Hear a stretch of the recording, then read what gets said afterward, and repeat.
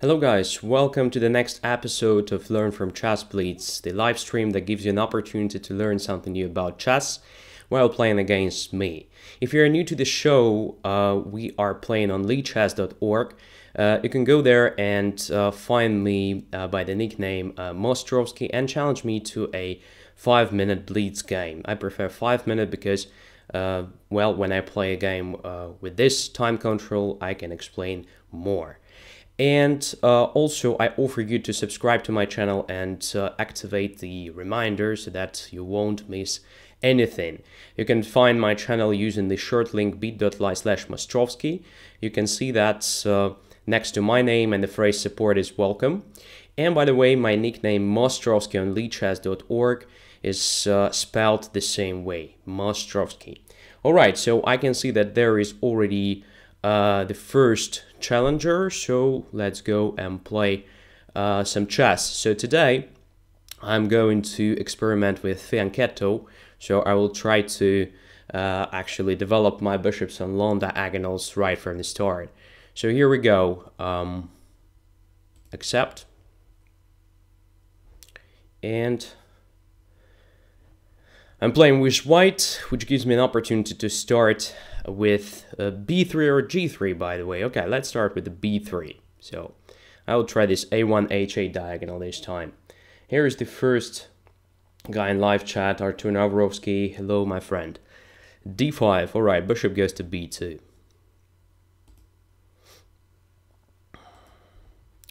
Knight f6. Okay, so my bishop controls d4 and e5 squares, which is nice. Why not to add another piece to control these squares? And at the same time continue the development. And g6, so black wants also to occupy this long diagonal, and there will be a fight for this a1 h8 diagonal later on. Okay. So e3 looks natural here. Want to develop my bishop, also want to play something like c4. X is also here, Kramnik student as well. Hello guys. So by the way, I'm still ill, but it definitely feels much better now. Much better than 1 week ago. So bishop g4, pinning my knight, but usually it's not a good idea to bring the bishop to such a square when you already played g6.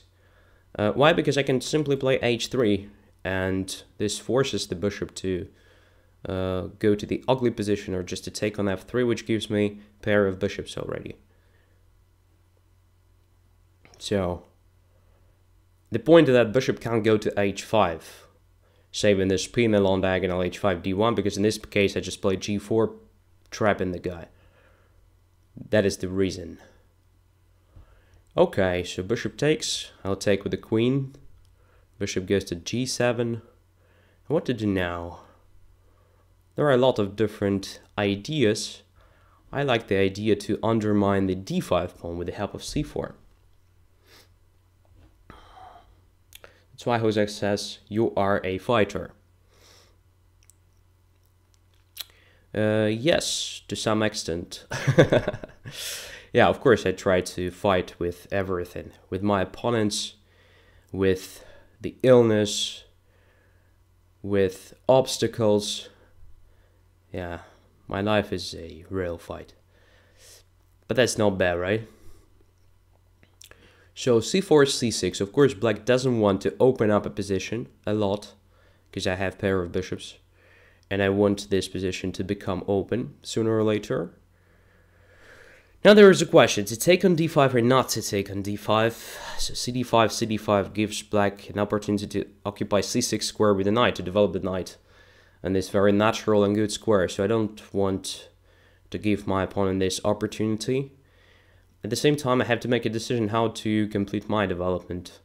So to bring the bishop to another diagonal, to g2 square, or just to put it on e2, but in this case my queen on f3 is placed not very good, being limited slightly.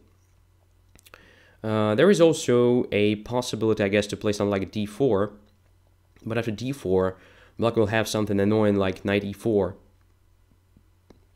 already with the threat of queen a5 check. So, what to do? Maybe simply knight to c3. Knight to c3 is also a move. Yeah, let's try knight to c3. It also gives black a chance to play knight e4, but I don't think that it will be that dangerous. But we'll see. Castles. Let's try this one. Castling lawn here. Probably not the best move, because position of the king on the queen side is slightly exposed. But I think I will have not that bad chances to attack on the king side as well. Just to play g4, h4, and so forth. Maybe I will just play in the center, I don't know, to put the pawn on d4, another one on e4, and so on. We'll see. e6. Okay, slightly passive. So now I guess it's time to do something in the center. To play d4, e4, maybe.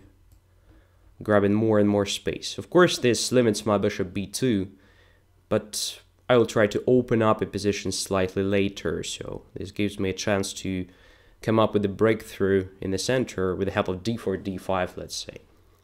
Of course, not immediately, probably not even in the nearest future, but at some point, 100%. So first I have to come up with sort of prophylaxis. Queen e7, okay, I want to bring my king to b1 to make it not accessible for that bishop g7. And now it's time to grab even more space, I think. Just like this, g4.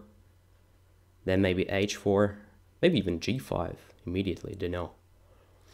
Okay, so a5 with the very natural idea of playing a4. Want to keep position close there, so I'll play a3 to play b4 if black plays a4. Usually it's not a very good idea to make c4 square not that protected, but we can notice that black no longer has light squared bishop, so I'll have enough resources, in my opinion, to protect c4 square when it becomes vulnerable. I mean after a4, b4. That is what I mean here. Also useful move in the sense of covering b4 square so that queen e7 doesn't have this active possibility. So let's see. By the way, an information about training Tuesday. So this week it will be on Thursday.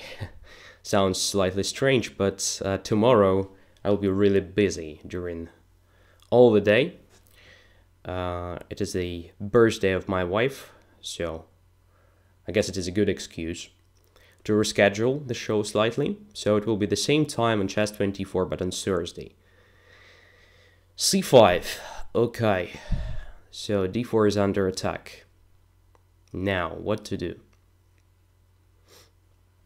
There are a lot of interesting possibilities. Now b5 is weakened, so I can potentially use it somehow. To take on c5 or not to take on c5? That is a great question. I'm not sure, but it feels like I don't have a better option than taking on c5, so let's take it.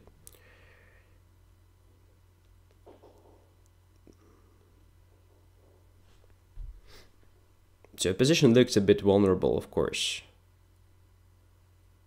Position looks vulnerable, but alright. It becomes more and more open. Queen c5, okay. Now h4, or maybe just knight b5. Knight b5 is interesting as well. Yeah, let's put the knight on b5. Now my bishop b2 is finally doing something along this diagonal. Knight on f6 is hanging at the moment. And that is the point behind making the Fianchetto. Just to activate this bishop at some point and to exert real pressure. Not sure if this pressure is real in this particular case, but looks good. Okay, so now what to do? Not so much time, unfortunately, but this move looks natural.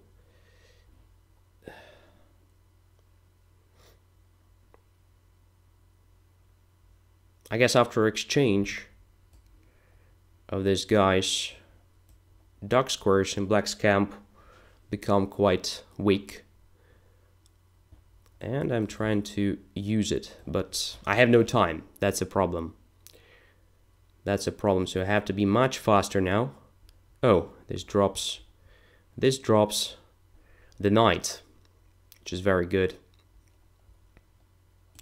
But again, the same problem. Simply have no time.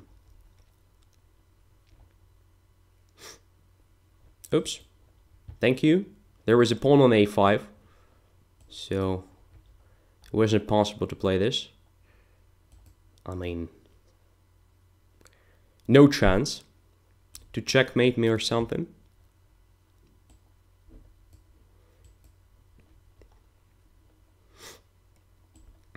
Okay, now it's time to come up with a checkmate. All right, so I was lucky enough. Yeah. Actually, black could have played much better than that. But, well, let's have a look at what happened. Let's try to analyze the thing. So, b3 is not the most ambitious move in this situation. I mean, in the initial position or something. Okay. Idea is very simple. So, I want to bring my bishop to b2 and control this long diagonal, especially d4 and e5 squares to start with, because it is the opening stage, so the central control is very, very important, right? So, in my opinion, the best way to react to b3 is to try to limit this bishop on b2. That's why when I play this with black, I usually prefer e5 move. And then I try to do something like d6, protecting this e5, maybe bring the knight to c3, c6, knight to f6, so simple development of the pieces. And I do everything to actually protect e5 and so forth. So the idea is just to make this bishop on b2 passive, not that active. d5 is also absolutely playable, but now you have to understand that, well, this bishop is potentially very, very annoying. So after bishop b2, knight f6, knight f3, I have this perfect control over central squares, just like in, for example, Queen's Indian defense, but reversed, right? So I play this Queen's Indian defense with white now, so I have actually extra tempo. And g6 is possible, no questions, but after e3, I don't think that bishop g4 makes any sense. Because after h3, well, you just give up a bishop, you give me a pair of bishops at very least, and I think white is already slightly better. Probably the way I played this position, I mean, just like c4 and so forth was too much. It was much better for me probably to stick to something like d3, then most likely knight to d2, completing the development, probably castling short instead of castling long, and then at some point undermining the center. So having pair of bishops, I can come up with a very good control over central squares or the whole board, I think.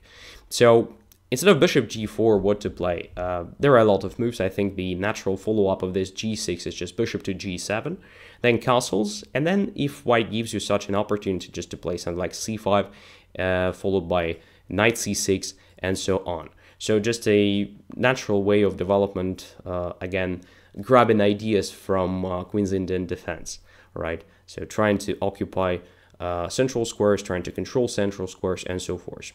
Here, of course, position of the bishop on b2 is completely justified, but it's not that dangerous in my opinion, all right? Okay, so let's go further. Another challenger is Aura Knight 1, 3 minutes plus 2 seconds, okay, with the increment, it's not that bad, but still I have to be faster. So g3,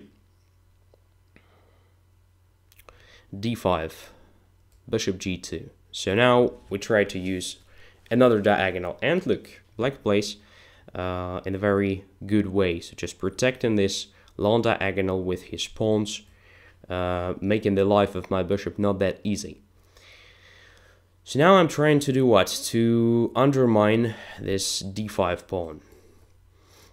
So c4 is a typical move here. Queen c2 is not that typical, but this move also makes sense because I kind of control f5 square. But after g6 we can notice that bishop is ready to go to f5 anyway. So let's play knight f3. Let's castle to start with. And now it's an interesting question what to do. So I don't think d4 is a good idea because black is ready to play bishop f5. That's why I play d3. And if bishop is being developed on f5, probably I will try something like e4 later on, trying to challenge that bishop. So now I can forget for a known time about this diagonal h1 a8 because it is closed. There is no clear way to open it up. So I have to complete a development of my pieces. And most likely there is also an interesting plan based on something like rook b1 and then b4, b5 at some point. Okay, knight e7, preparing e5 already. I guess it's time to do something with this bishop. To ask the guy what is going on, just like in the previous game, by the way. So black gets the space if he wants, I mean e5 move. But black decided to play this more solid e6. Also makes sense. Alright, now I have two interesting options. To play this rook b1, b4, b5. Or just to play e4. Also an interesting move. Trying to open up a position since I have pair of bishops. It looks very, very natural. Let's try e4. It looks much more active than this rook b1, b4, b5 because it is simply faster. So I exert pressure on central squares, exert pressure on d5, maybe want to play just e5, grabbing more space, and then d4, we will see. So in a sense of opening up the diagonal h1, a8 and making my bishop g2, of course I have to avoid the move like e4, e5. But well, at some point I can give up the plan of opening the diagonal h1, a8 and focus on something else, I don't know. So let's see, takes. d4 is very weak, so I have to be careful now. Black also has a weakness, it is a d6 square. And now, it looks very tempting to play something like c5 or maybe e5. But after e5, knight takes c5, I don't think I have anything because bishop f4 leads to knight takes f3 check. So most likely I have to focus on d6 square, so maybe c5. To start with rook d1 or not? That's the question. You know, let's start with c5. Actually, clarifying the things with the d6 square. Let's see what black is going on. What black is going to do, sorry, and what is going on with black's bishop g7, because I have a feeling that at some point black will try something like e6, e5 move, which will close the bishop g7, just like my bishop on g2 is closed with the pawn e4. Does it give me anything? I'm not sure.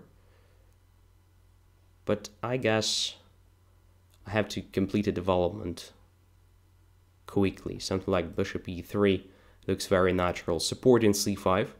At the moment it's very important to support this pawn, in my opinion. Now let's take the knight. And I have a good idea of playing bishop f4 followed by bishop d6 if I want. So should I do it? Why not? It is a great outpost. After that I can support my bishop with the e5. At the moment we can notice that the rook is hanging and queen on d4 also experiences some troubles with finding squares. So can I trap this guy? I think I can trap it just right now. Rook d1. a3. b4. Well, I don't trap it actually. So I calculated until this bishop f1, but then b5. But after b5, okay, I can take and play bishop c5 with the advantage. I can also do this. a4 also looks very good. So great initiative, I just squeezed black. Move by move, right?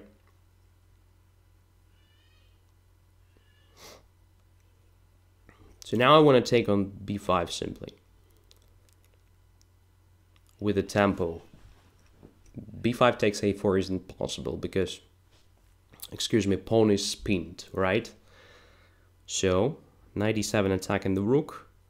Okay, I can still take on b5 because I attacked the queen twice. Of course, queen a1 is possible, but then I just take on c6. I have amazing pawns there. So everything is actually tempo gaining. Now let's take here. Yep. Let's take on a7. 2 extra pawns, right? Absolutely winning position.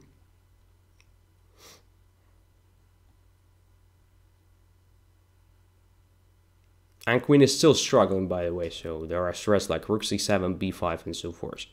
So, that was rather quick. Let's have a look on what happened.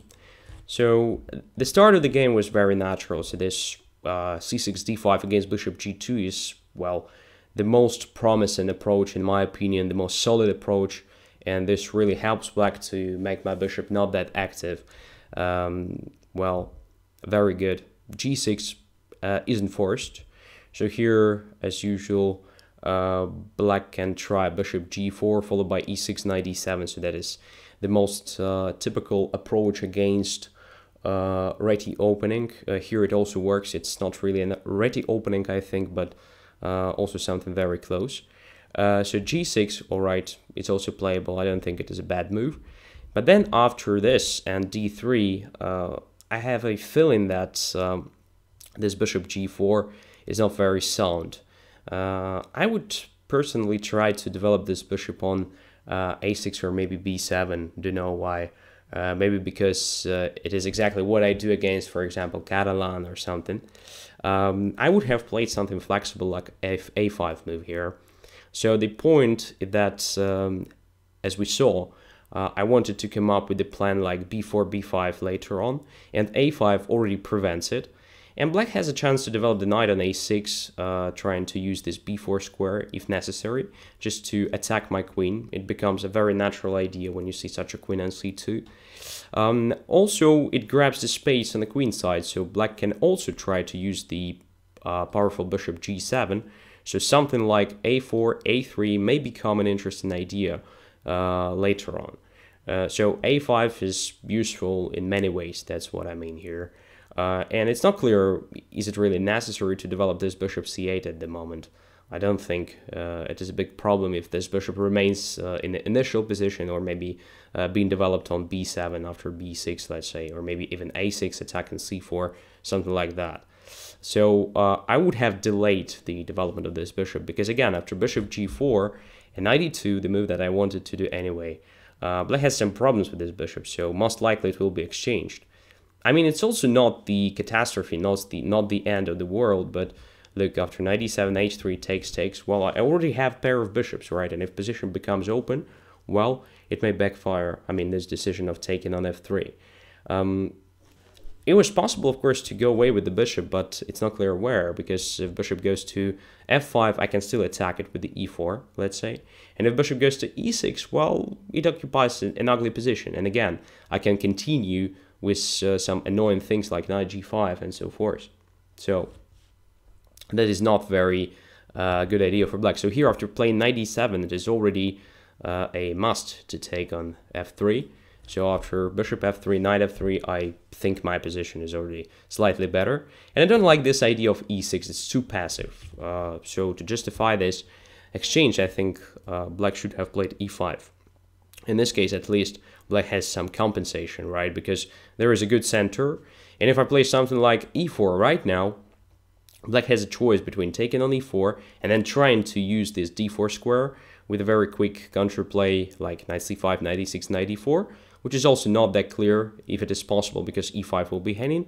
But also there is a d4 move, keeping position close, and trying to get use of actually this vulnerable d3 pawn slightly later to bring the knight to c5 and to exert long-term pressure. I still think that white is better here because white has slightly more space in general, and potentially because white has very simple play based on f4. So knight goes away somewhere, then f4, f5, and so on. Or if black takes on f4, then white will have these dynamic pawns on f4 and e4, going further and further, grabbing more and more space. So at very least, it is better than what happened in the game, because after e6 and actually just e4, d takes e4, d takes e4, well, I already have very pleasant position. There is already a threat of e5, so probably queen c7 was okay. But then I played just c5, and we can see this hole on d6, which actually gives me some good chances. What black could have done here, I think the best way to play against this c5 was to bring the rook to, let's say, d8 immediately. This one, right? Bishop goes to f8 then, attacking this c5 pawn and protecting d6.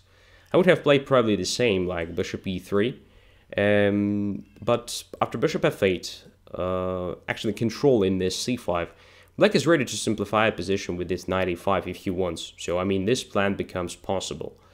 But again, in my opinion, a slightly better one is just to play e5 at some point, just preventing this e4, e5. Bishop goes to e7, and then knight through f8 goes to e6, and finally trying to get to d4 square.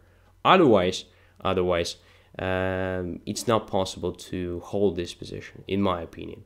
Because white has very clear plan, white has slightly more space on the queen side. There is a possibility to play b4, a4, b5 if nothing else works. If, for example, play against d6 square doesn't work, and black needs something to compensate it. So rook 8 at d8 is, in my opinion, not that great. So just bishop e3, preparing rook c1, then b4, b5, or rook b1, another one on c1, b4, b5, something like that. And knight e5 is just a serious mistake. So after knight e5, it's already lost. So bishop f4, well, was possible probably to bring the bishop to d6 slightly later, but why not? So I just do it with the tempo. And here Stockfish suggests this rook d1 immediately. Probably it was slightly more accurate, because after bishop d6, black could have captured on d6, but okay, after that, white is also winning. And here, of course, it's over, right? So again, Stockfish suggests something like e5, but what happened in our game was also quite convincing, in my opinion. So this position is also very bad. The only thing is that it was necessary to play queen b7, which actually doesn't lose on the spot, but still, even after queen b7, the best move, I can just take on b5, cb5, and look at this position. I can attack this b5 pawn, I can just start pushing my c5 pawn right now, and so forth. This position looks just awful, in my opinion. All right, let us continue. Here is Basim Ismail. Let's play. And again, white pieces. What is going on, guys? I don't understand. So let's try g3 one more time. d5, bishop g2,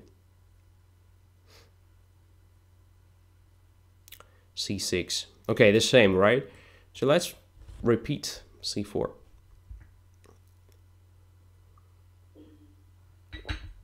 e6. Okay, very solid, ultra solid approach.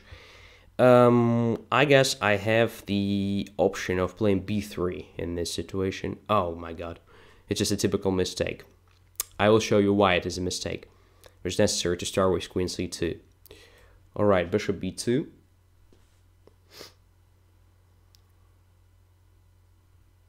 Bishop e7. Okay, knight f3. So what do we have here? A double Fianchetto. So both bishops occupy long diagonals, and when the one h1 a8 is completely closed at the moment, another one is not that closed. So my bishop already exerts some pressure. Castles, castles. Knight e7. All right. So if I play d4 here, we have a transposition to Catalan, in which black usually has good chances. So I will try something less ambitious maybe, but also at the same time slightly more flexible. So d3, I don't close diagonal for my bishop b2, and with the help of d3 it's usually much easier for white to play e4 if he wants. Okay, knight c5 prior to playing a5. which gives me actually an option of just playing b4. And I think I have to take this option.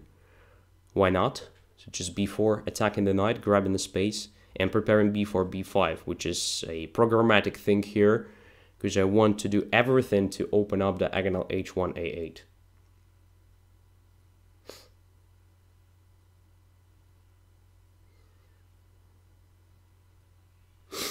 So knight e7. b4 is hanging. I don't think that b5 is very sound right now, but it can be also playable. But I prefer to get to active operations when I'm developed completely. So I will start with the a3, or maybe with the queen b3. Queen b3 is also a move here, in my opinion. But after queen b3, there can be something like a7, a5, slightly annoying. Attacking my b4, and well, I'm not sure.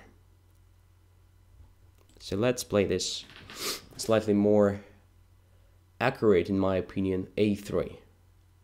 Still a5. I think it is a good idea. Now there is a question. Should I play c4, c5, closing position this way, but grabbing the space and creating some potential outposts on b6 and d6, or it will be just creating a target for black? Because after c5 there will be also a possibility to play something like b6. Don't know. It's a good question. Let's try b5 instead.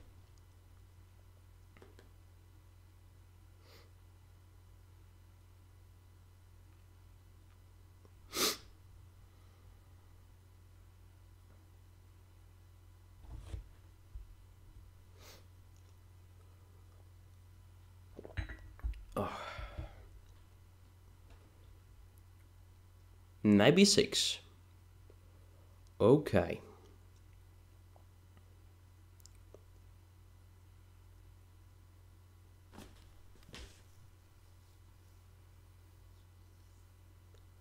C takes b5, in my opinion, was the most accurate move, followed by this knight b6, for example.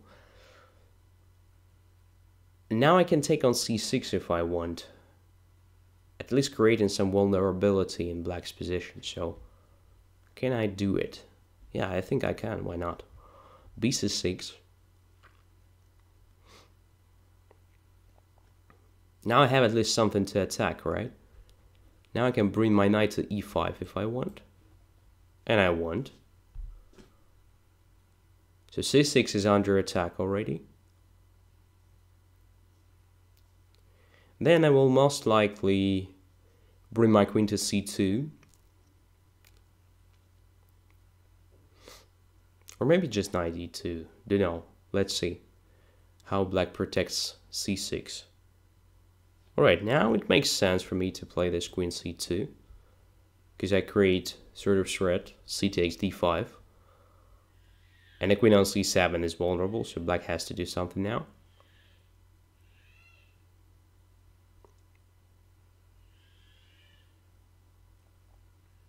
And look, if bishop goes to d6, it is even interesting to play c5, I think. Because in this case, if bishop e5, then cb6, intermediate move. And I have this great pass pawn on b6, right? Maybe even an extra pawn in that line. Interesting. Okay. Knight e7, attacking my knight e5. I don't think I have anything after cd5, so it's better for me to protect the knight on e5 somehow. But f4 is extremely dangerous to play. So let's just take on d7 instead. And bishop d7 gives me a chance to take this way. And now I have an advantage. Because of the better pawn structure. So pawn on c6 is a backward pawn, very weak. And in general, this pawn structure is very bad for black because black can't do anything active. And I can just push my pawns on the king side. Now diagonal h1, a8 will be opened if I want. So I actually accomplished the goal. Rook b8.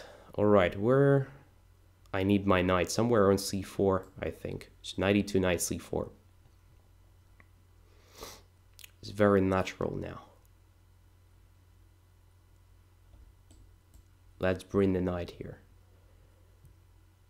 Very good.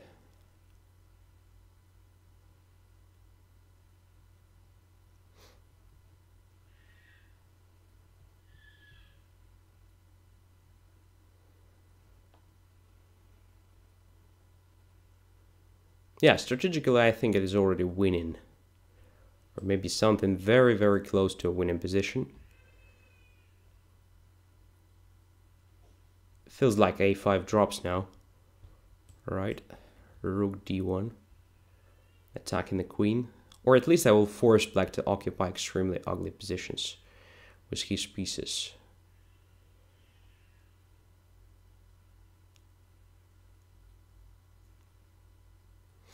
Queen a8, okay. So now this move looks also very natural to exchange the defender of dark squares, but I just actually blundered something connected with the bishop b3. I mean, I could have played much better than that, but even this looks very good. So a5 is a weakness, c6 is a weakness, and my bishop is potentially much better than this knight because this knight has no strong points.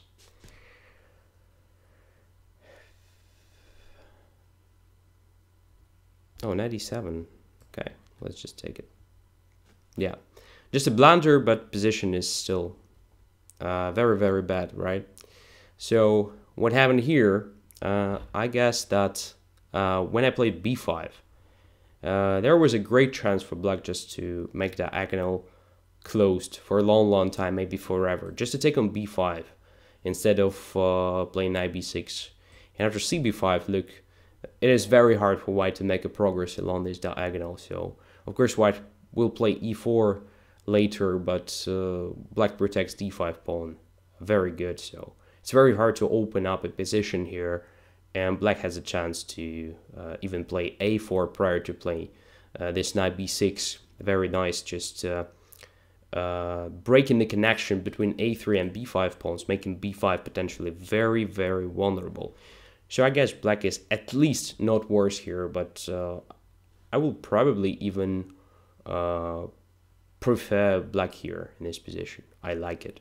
So knight can go to b6 or c5, queen can jump to a5 or b6, then gradually bishop goes to d7 and rook to c8. So no problems, no danger at all, in my opinion. Right? So as for queen c2, thanks by the way to Zweihochsechs to remind me about this order of moves. So when white plays b3 here, it's possible to take on c4. Because after bc4 there is very annoying queen d4 move, simply attacking the rook and the pawn on c4. By the way, you can find a lot of games in the database, not exactly with this order of moves, but something like that, when white plays g3, bishop g2, c4, and then next move is b3 prior to control this d4 square with a knight f3, or at least having the queen on c2, covering c4, and being ready to play bishop b2. So definitely white has some compensation for this missing pawn, but well, it's not very good in general to actually give up a pawn this way. So this queen will be attacked several times maybe, but even that is not really clear if white can achieve anything out of it. So instead of b3, of course, knight f3 is better, controlling d4, or maybe queen c2, simply protecting c4 and actually being ready to play b3 here. All right, so after this knight b6, I also don't think that position is that bad for black. After knight e5, maybe it was better just to protect the pawn on c6 the other way. Let's say with the bishop b7, just developing the bishop and protecting c6, or maybe even bishop d7, I don't know. Both look slightly ugly, but in my opinion, completely playable, because now black is ready to play knight e7, just doing something with the knight e5.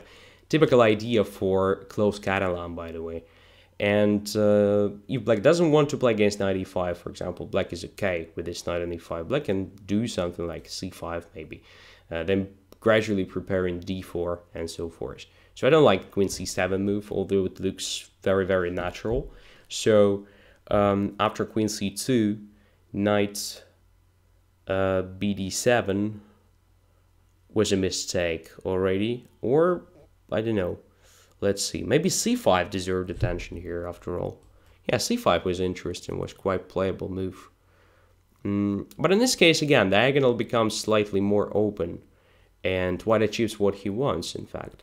So slightly more open position and the possibility to use the bishops. So probably there is still this idea of taking on d5 and then playing e4 at some point, changing the pawn structure exactly this way, so making c-pawn isolated and so forth. So knight bd7, alright, knight takes d7. Here, exactly, black played the wrong move, so bishop takes d7 is a mistake. So knight d7 is not a mistake itself. So queen takes d7 should have been played to prevent this damage of the pawn structure. So now if I take on d5, alright, black just takes the same way, and this e4 doesn't give me anything. And there is no weakness on c6. The bishop is ready to occupy either a6 or b7, followed by rook c8, rook b8, and just sufficient counterplay. So I think this position is simply equal. Bishop d7 is a mistake. The same could be knight takes d7. So the point is that after cd5, I just use the penal on the c file. That's a problem.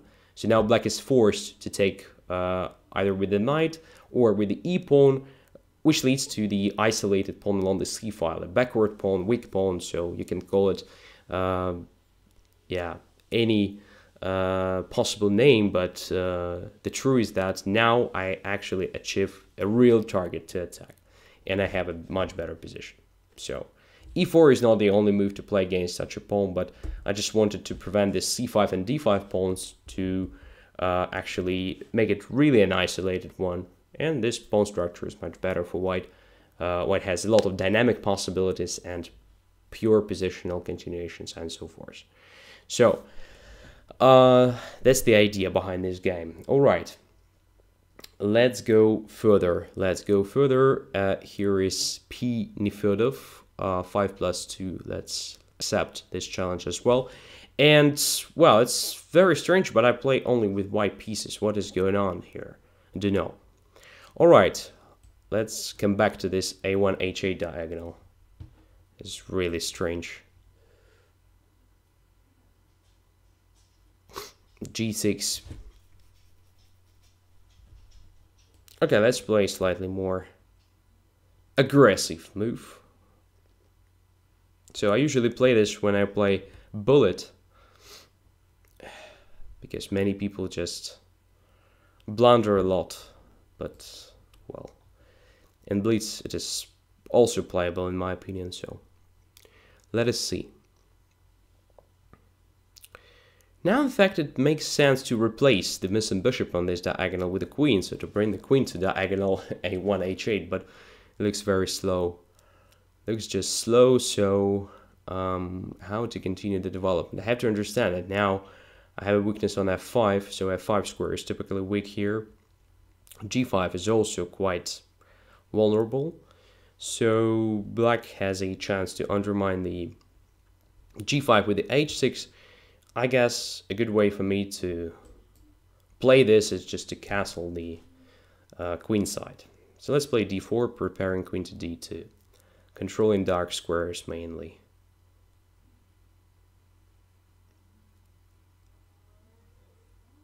d5.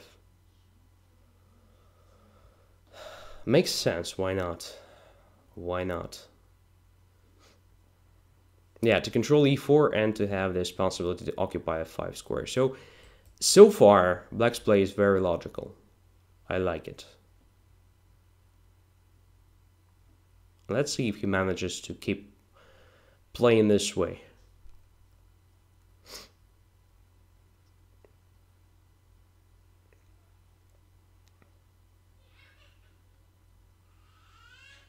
Queen d6. Interesting. Interesting. Probably preparing something like c5, I think. Because there are no other ideas behind Queen d6 at the moment. At least I don't see them.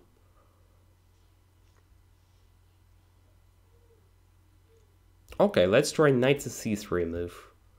I want to play e4 at some point, and after d takes e4, knight takes e4, queen will be under attack. I also kind of prepare knight to b5. Maybe annoying for black, especially if he plays c5. But c6 is very solid. Okay. Now let's keep developing pieces, right? Because I don't think I'm ready to play e4. So let's play knight f3 first.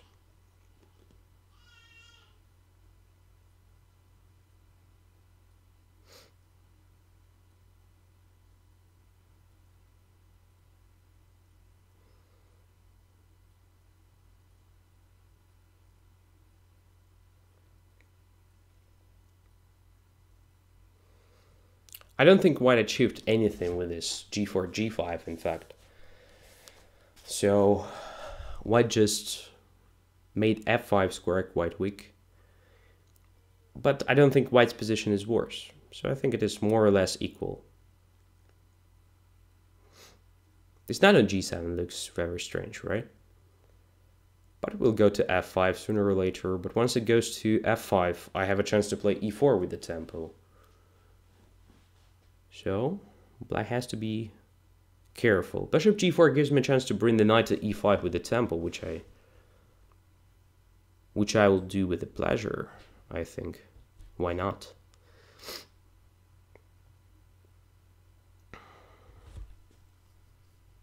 Don't really get the idea behind bishop g4. So many people try to bring the bishop to g4, as you may have noticed already. But there is no much sense.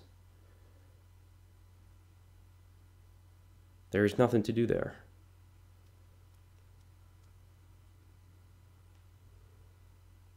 Say f5 square looks much more natural. So immediate bishop f5 was probably interesting. But okay, bishop e6.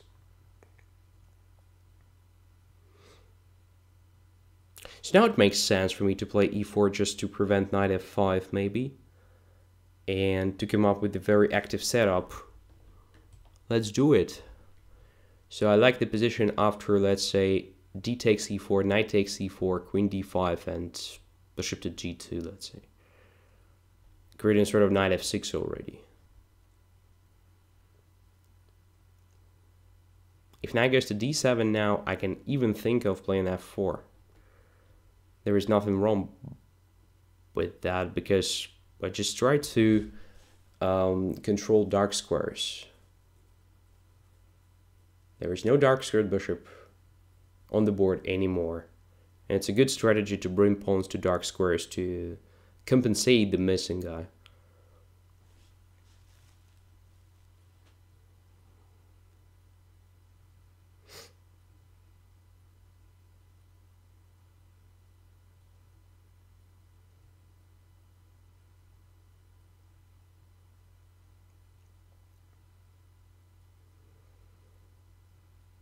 So now the knight on g7 feels somewhat misplaced.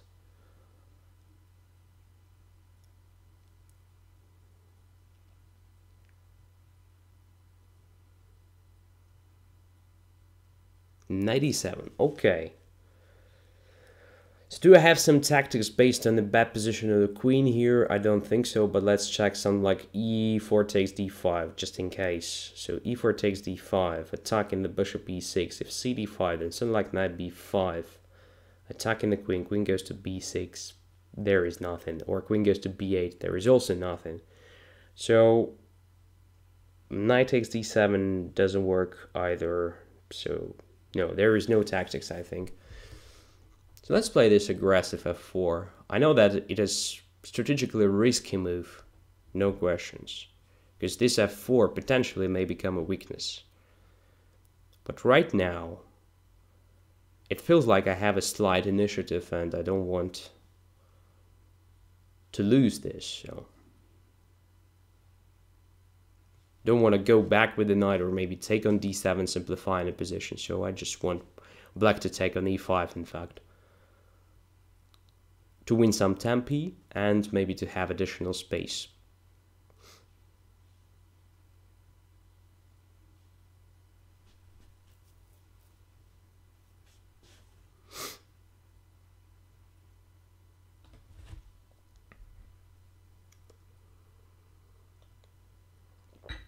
Alright, so knight takes e4, attacking the queen.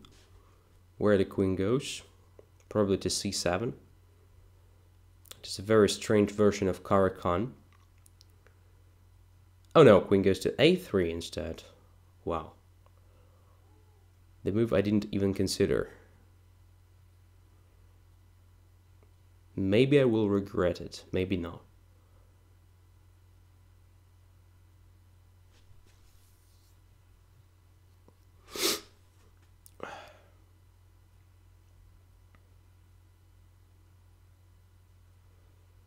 What we should admit here is that black is very well developed. Black is ready to castle long, to castle short, it depends.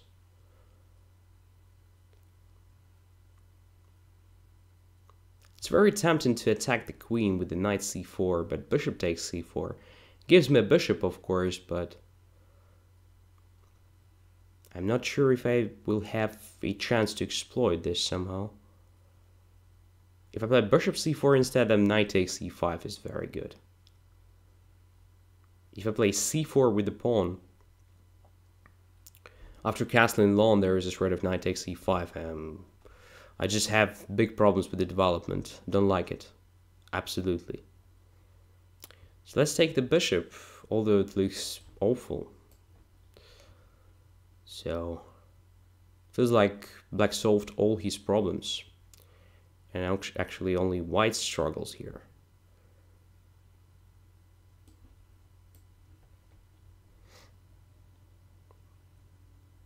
At the very least, it stops black from immediate castling, which is probably good. But doesn't give me anything, except for some problems, I think. The bishop d3 is a blunder. It was possible to play queen b2, forced me to play queen c3, by the way. So now I have this at least.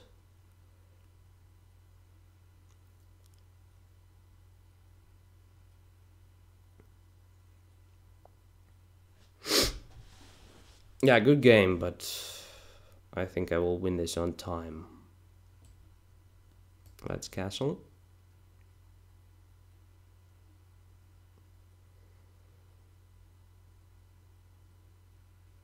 The only problem for black here is, of course, misplaced queen. So it is definitely out of play. And it's not clear how to bring it to the game, because if, let's say, he plays e6, well, I have knight c5 at very least. Alright, now what to do? I guess this knight to c5, exactly. And now let's say rook takes f5.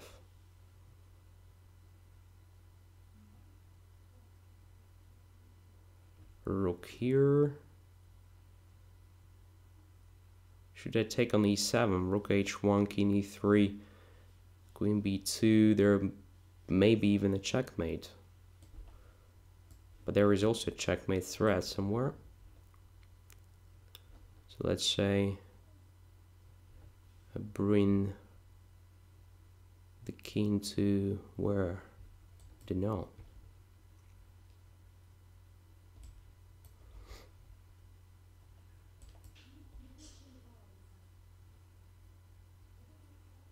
Oh.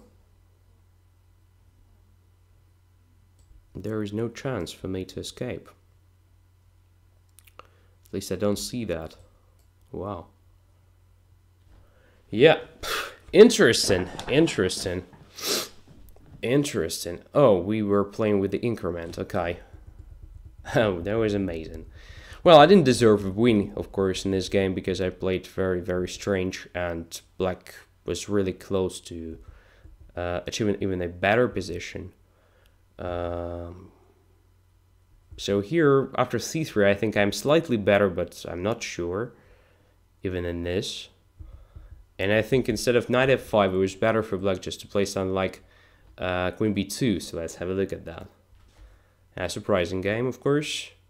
So somewhere here where we were, queen d6, okay, this way, knight c4, bishop takes, knight here, yeah, queen b2 was a move, attacking the rook and forcing me to play queen c3. It is the only move here, but after queen c3 just takes, and knight e6, for instance, attacking both f4 and d4, extremely ugly for white. All right, so that was just an awful opening. Of course, you don't have to play this way when you exchange bishops there. First of all, the whole idea of exchanging these bishops is not good, because white achieves absolutely nothing. For example, if black doesn't play bishop g4 here, instead plays something like just knight d7, I think he's already quite good because of this e5 threat. To prevent it, I have to do something really ugly, so I don't have a real chance to prevent it, in my opinion. I just have a lot of weaknesses. I can't really castle long here, I guess, because in this case, there will be something really quick like a5, b5, a4, queen goes to a3, and so forth. But, well, in any case, an interesting encounter, interesting game, interesting battle. So f4 takes queen a. Yeah, queen a3 is very good. So I guess this knight c4 is just a complete bullshit. I should have played something like, I don't know, bishop g2 followed by castling, something like that. Or maybe just c3 protecting this d4, and after, say, castling long just to go away with the queen somewhere. But still, black is fine here, so black has no problems. There are some undermining moves ready like h6, f6, and so forth. White is just not developed completely and struggles. So I think black is slightly better here. All right, thanks a lot. Let's go further. Here is chess pattern. So let's play chess pattern.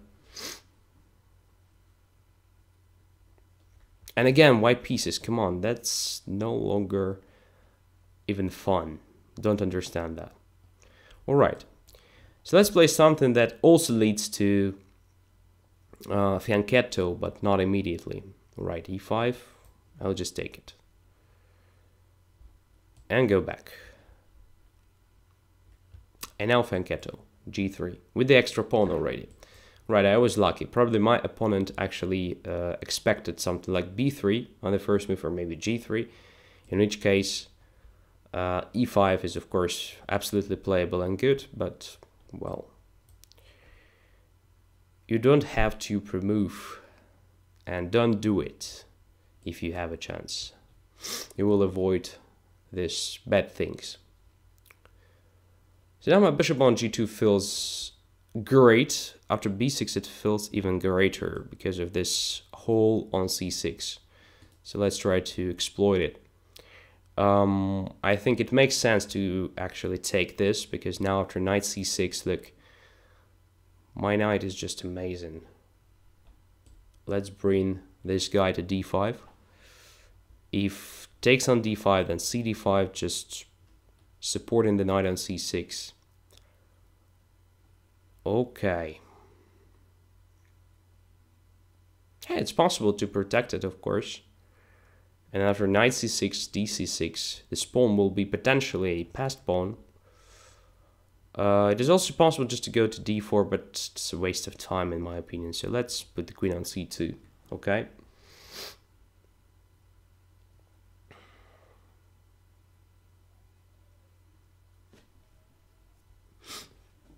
Of course it solves the problem that rook if black takes, but black didn't take.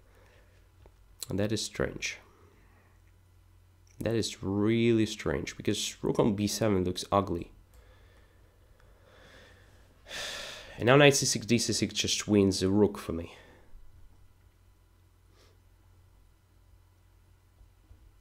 Alright, let's bring the pawn to e4 and then to e5, if possible.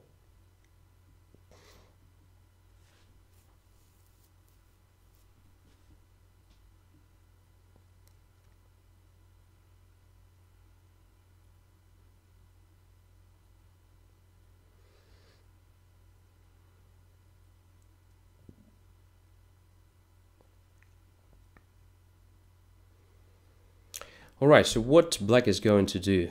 To play something like b5 maybe. b5, b4, right?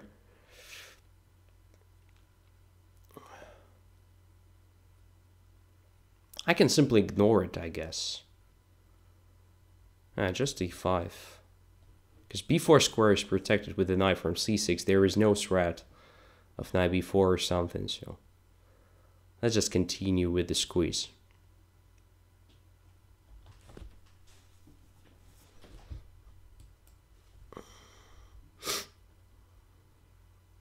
Okay.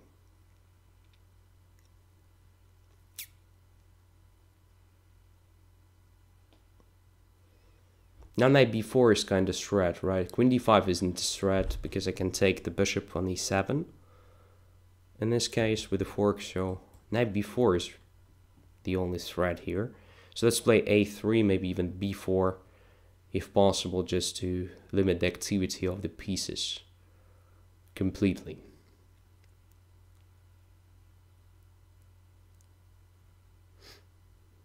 Knight c5. Still queen d5 isn't a threat, so I can play b4.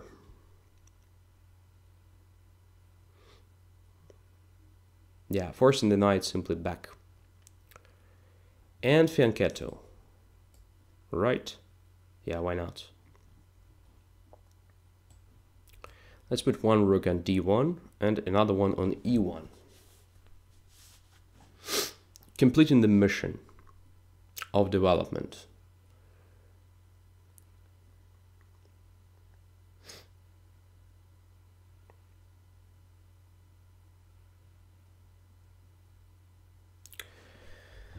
a5 doesn't change the situation, so let's play rook to e1.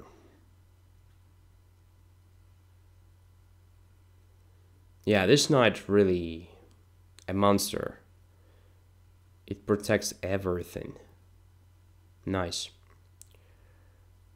And after g6, well, it feels like it's time to use this diagonal a1, h8 to use the Fianchettoed bishop on b2. Let's bring the queen to c3. Want to play e6. Next move, winning the game. Okay. Sad position for black. Very, very sad. I guess knight takes c7. It is the time to actually say goodbye to this knight and to win additional material. I think it's the easiest way leading to a win, because now a rook up.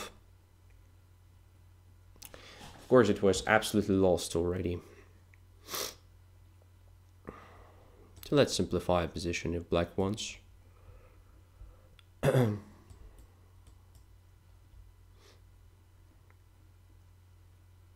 This rook on b7 reminds me of a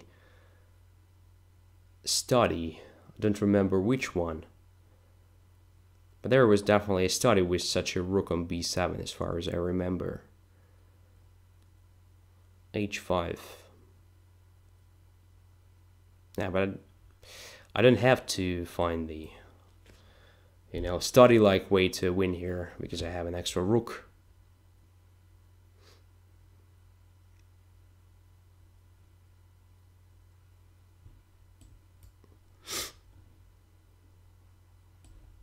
Very close to checkmate. Very, very close. g5 is the only move, I think, and then rook e6 checkmate. And in this case, just rook h7. Okay, there is nothing to discuss, actually. e5 just lost a pawn and then gave me a chance to play what I wanted, but already with the extra pawn.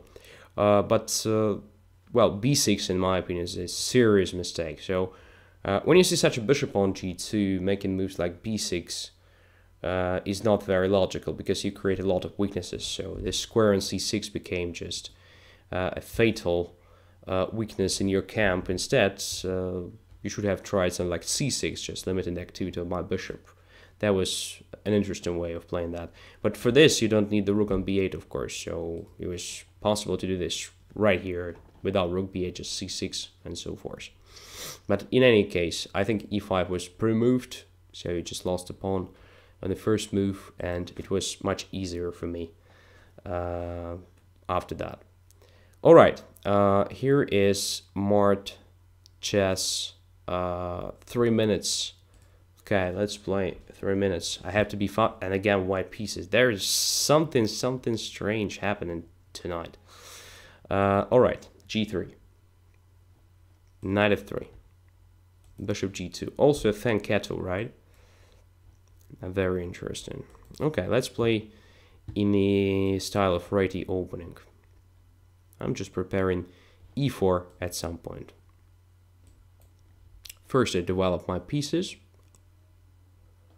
And I want to play e4, undermining the center and fighting for squares. For example, after d4, there is a c4 square, typical one, to occupy, attacking e5. Bishop, of course, is quite passive now. That is the price of winning this c4 square for my knight. So one piece became better, another one became worse. Okay, what to do? b5 now is a threat, so a4 looks very natural to prevent it. So to save the knight on c4 for a long time, or at least for a while, you know. We'll see what black will do. Okay, bishop g4, usually I just ask why. And I'm happy when, well, my opponent gives me a bishop. So now potentially all light squares are under serious pressure in black's camp. So I have no idea why my opponent gave me a chance to have this light square bishop. So I really want my bishop somewhere on a2 g8 diagonal, but it's not realistic because I have a weakened king side. So I'll just go back to g2. It looks much more solid.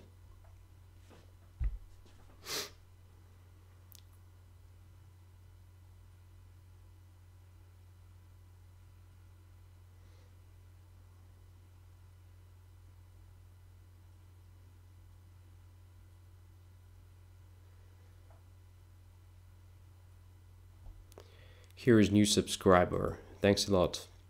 b7, b6. Most likely preparing a6, b5. Okay. So, can I play f4 right now? It's a double-edged decision, of course. Because in this case, after e takes f4, g takes f4, dc3, bc3, this bishop g7 is being activated, which is not very good. But I really want to open up a position. On the other hand, I have a simple way of playing this, like just queen b3, let's say, preventing this a6, b5, then maybe something like h4, maybe bishop to d2. I don't have to hurry up, I think. So let's start with the queen b3. Controlling this a2 g8 diagonal as well.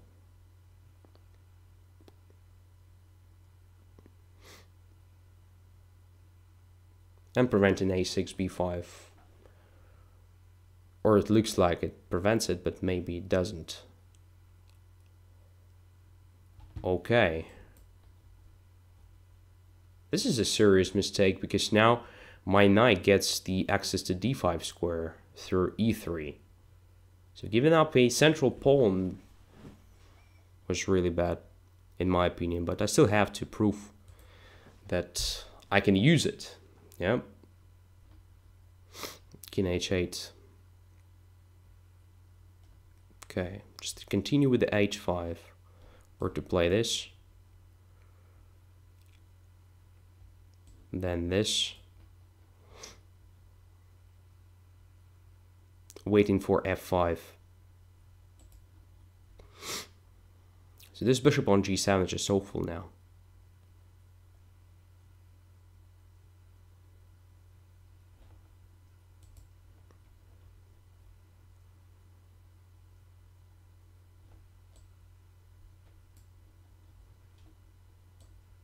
Yeah. Light squares. Pay attention to light squares.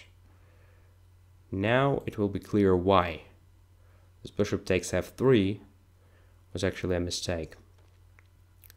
Very, very soon, I promise, will be clear. So my bishop is already quite active, right? Right. So need to activate it even more. So let's open up a position.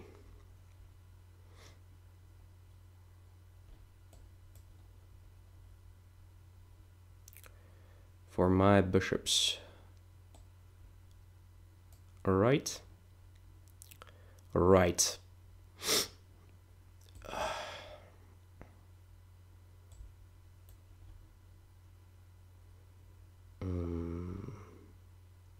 I blundered something, right? Yeah, I definitely blundered something. That is bad. But okay. That is bad. And I have no time. That is even worse than that.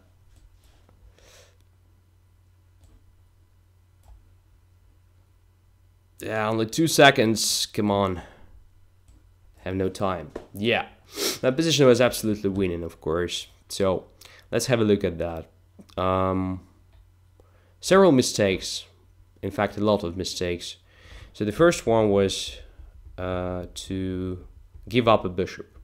Very strange decision in my opinion, just giving me a pair of bishops and potentially great control over light squares, right? So after that, I have a lot of different plans here. I probably chose not the best one, so this queen b3 was too slow. Most likely it was much better just to play this straightforward f4 immediately, and after ef4, gf4, okay, just push my pawns further, opening up a position, and so on. But black made a mistake right after I played queen b3, so d takes c3. It was necessary to prepare a6 b5 with all possible means. For example, rook b8 deserved attention. Maybe even immediate a6 was possible. I mean, knight takes b6, okay, rook to b8. I don't think it is a good idea for white. Of course, I can play a5, but here comes knight takes a5, I think. So, rook takes a5, rook takes b6. Yeah, maybe I have a better pawn structure here, that's true. But black has some counterplay, don't know. So probably something like rook b8 here, or maybe queen to d8. Just regrouping the pieces somehow, but to prepare a6 b5, but not d takes c3. It's a serious mistake. So now I have, in addition to everything, I have this plan, knight e3, knight e5. So I control this square, and black no longer has this good central pawn d4, limiting the activity of my pieces. So after rook d8, h4, bishop g5, bishop e3, okay, a5. And maybe a5 was also inaccuracy, a serious one to be honest. So maybe queen b5 right now was much better than king h2, bishop h3, or maybe just to start with the bishop h3. That was an interesting move as well, just controlling e6 and so forth. So I just control light squares now, very good, and it can be fouled easily, just like here. So after f5 and bishop here, that's very bad. Maybe bishop h3 was not the best move, as I can see it now. Just he takes f5, come on, just wins the game immediately, right? He takes f5, yeah. Bishop h3 was a strange move. How much time did I have? I don't remember, not so much already, but e takes f5, come on. Wow, I was very stupid. So after e takes f5, I could have won the piece immediately, and it's over.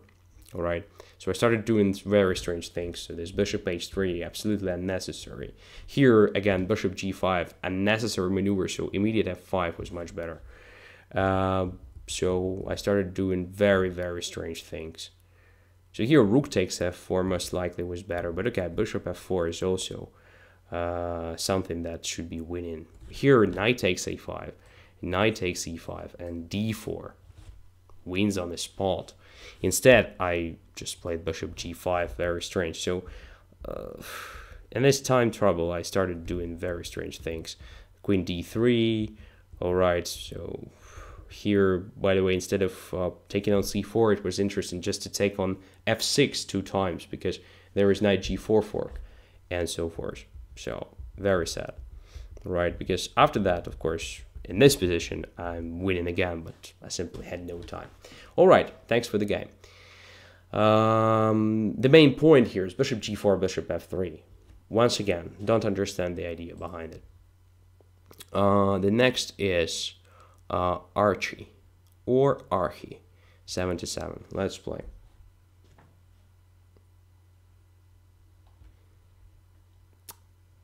So very strange comment, must be influenced by Trump.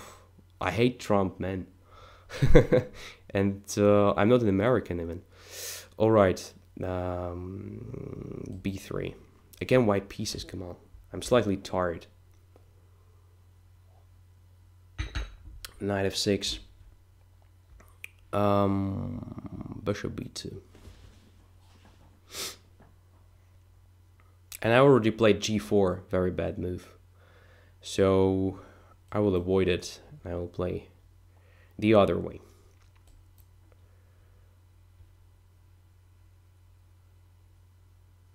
So by the way, it was interesting to play e4 when the bishop was on g7. And instead of g4, e4 was also interesting.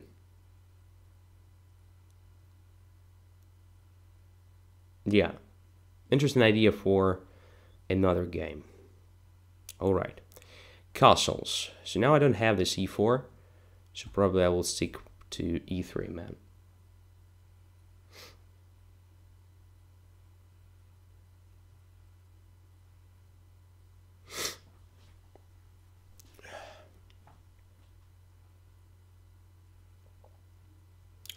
There is an interesting question, Kramnik student, definitely. I don't understand how is it possible to play all the games with white pieces. So maybe guys just challenge me with black pieces, I don't know.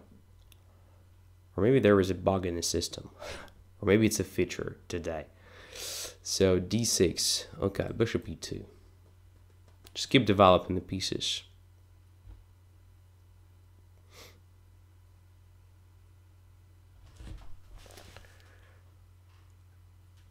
e5. All right. This looks very logical, after all.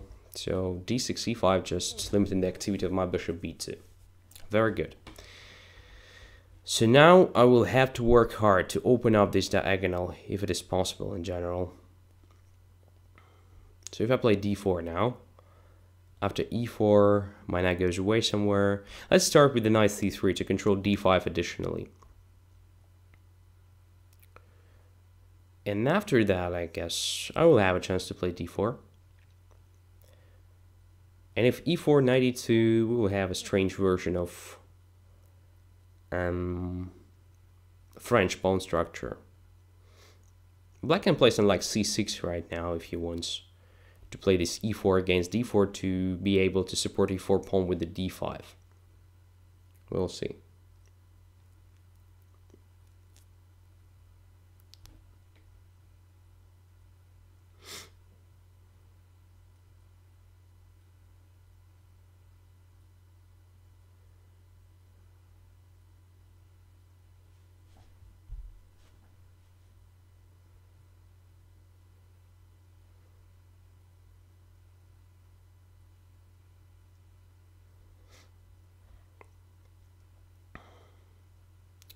Question, why not knight e1 and f4? Because it doesn't really get me anything.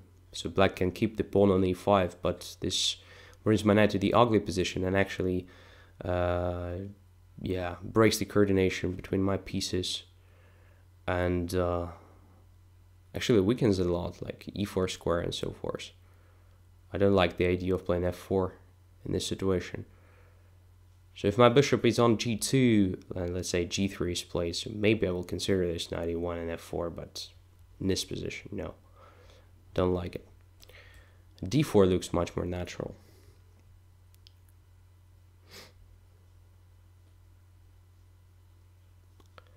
e4. Okay, let's put the knight on d2. Attacking e4. I think bishop e6 is strange. Really.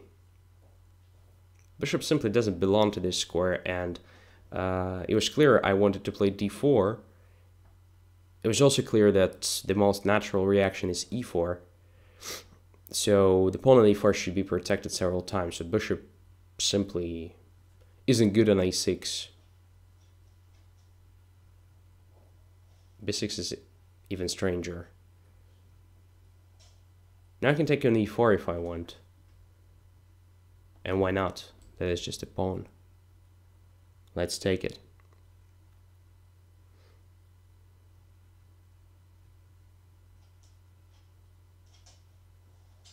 Yeah, very, very strange. Just take the pawn.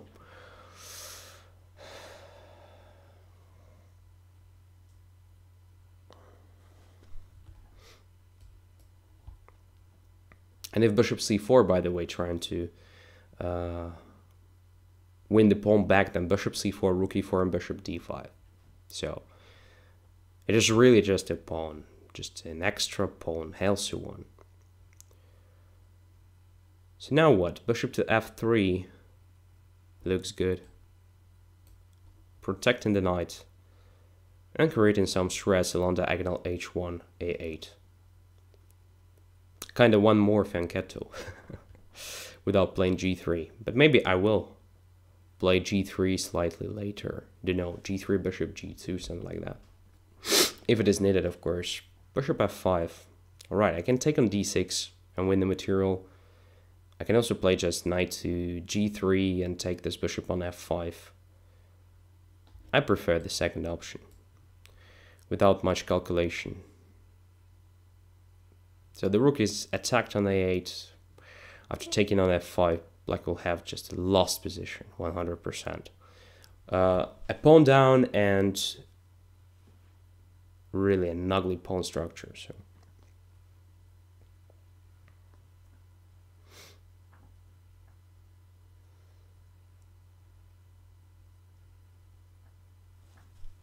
okay, I'll just take it.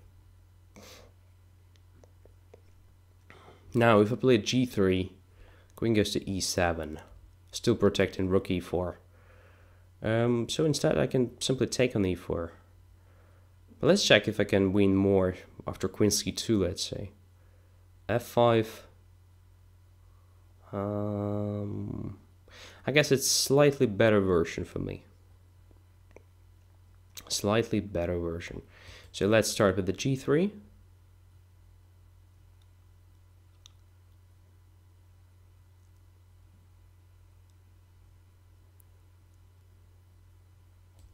Now queen c2. Force an f5, I guess, or something. And then I will take on e4.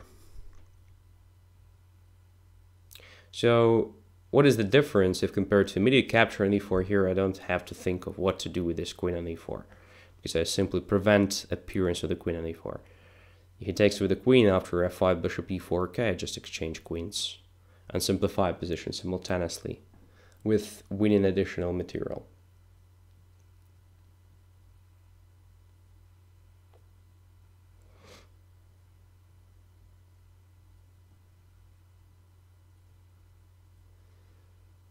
Objectively speaking, it's over, of course. It was over already after knight takes e4. So it was very, very important pawn. Just a central one. So,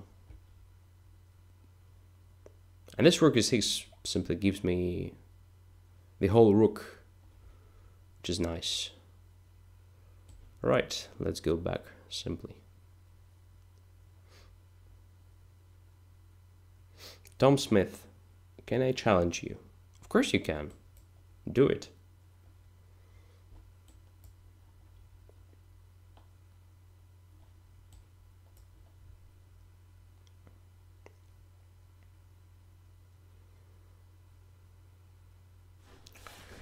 Yeah, so there is again nothing to discuss in fact because well, it was a serious mistake just giving me a chance to take on e4.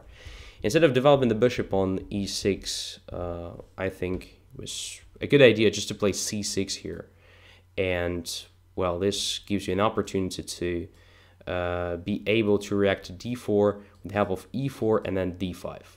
Just protecting the pawns the natural way, just like in French defense, the advanced variation. All right, let's go further. Here is Rojito Cormate or Cormay, don't know. Let's play Cormay. And again, white pieces. Yeah, it's really the bug. Simply bug in the system. Have no idea how this works.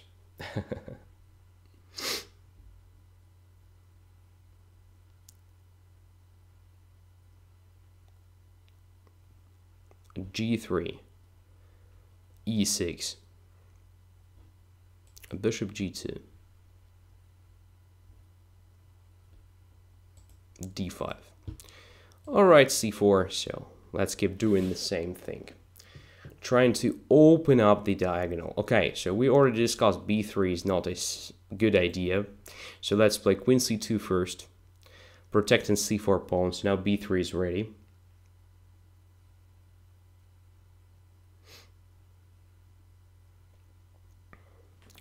Knight F6.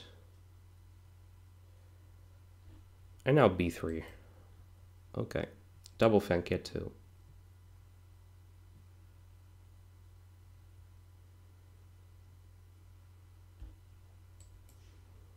Bishop B2. Knight to F3. Yeah. Again, we have something like in one of the games already. But my queen was on D1 as far as I remember. So my opponent played something like Knight D7, I played D3, and then was trying to play against this pawn chain with the help of B4, B5 as far as I remember.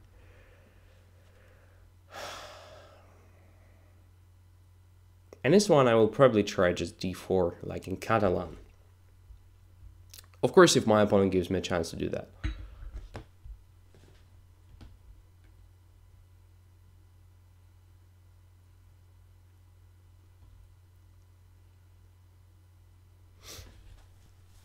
So e4 is a typical method of opening this h1 a8 diagonal. Even not opening, but it is kind of try to open it up. Especially if black takes on e4, then it is possible usually to come up with a d4, d5 breakthrough and so forth. That's why white tries to play e4, tries hard, usually.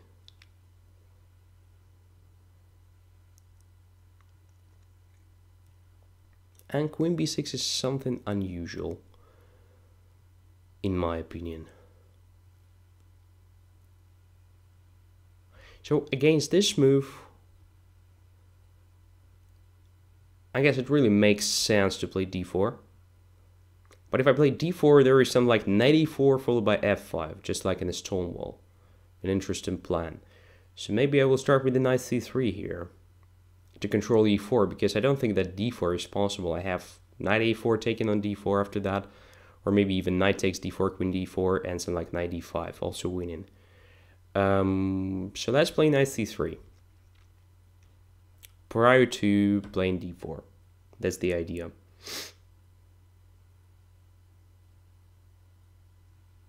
Knight c5. Still controlling e4 square, so the point that if I play d4, knight goes to e4. Okay.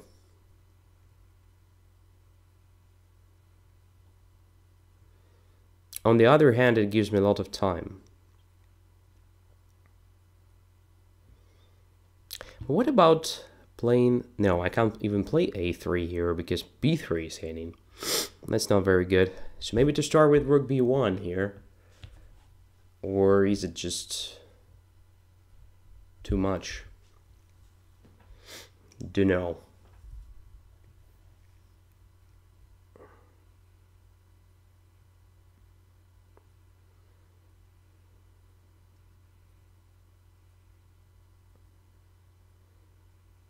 Let us try rook b1. That is interesting. So maybe I want to play bishop a1 and then b4 and so forth. And if black plays a5, which looks very natural, I have something in mind. So I want to get rid of this knight on c5 with the help of d2, d4. And then if knight, instead of going to d7, goes to e4, I will have an interesting try to play knight a4, c5, and actually get into this b6 square. So now the knight definitely doesn't have the chance to go to d7 after bishop d7 move. So what about bishop a1, creating a threat of b4, a5, and that is what I wanted to achieve. So I wanted to play d4 here. Looks slightly strange, but I think you will get the idea very soon. But I am not really sure if it is the best one that is possible here. But it looks interesting. So after a5, b6 square can be no longer protected with pawns from adjacent files. So it is a potential outpost for my pieces. After d4, followed by knight a4 and c5, I actually fix the weakness here on b6 and ready to occupy it with the knight. Does it give me anything serious, anything tangible? We will see, but at the moment it looks interesting to me.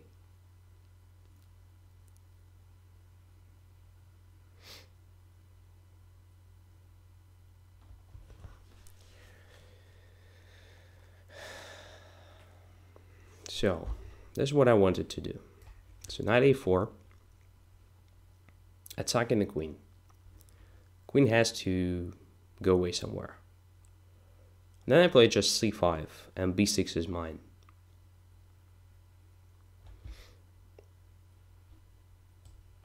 How this idea came to my mind, I just didn't want to exchange the knight on e4. I wanted to go away with the knight, because I do believe very soon this knight on e4 will be very ugly. So I will go away somewhere with my knight f3, and there will be f2, f3 threat, just kicking this knight away. And once I saw that knight a4 could be potentially attractive, I also wanted to make sure that this knight on a4 will have some work. That's why I was waiting till black plays a5, and only then I started this operation. That's the idea.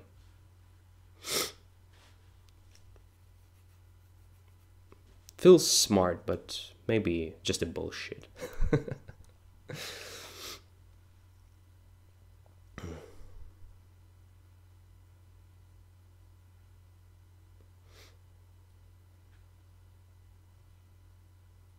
I won't be terribly surprised if there is just a much better and much more straightforward way to play this with white.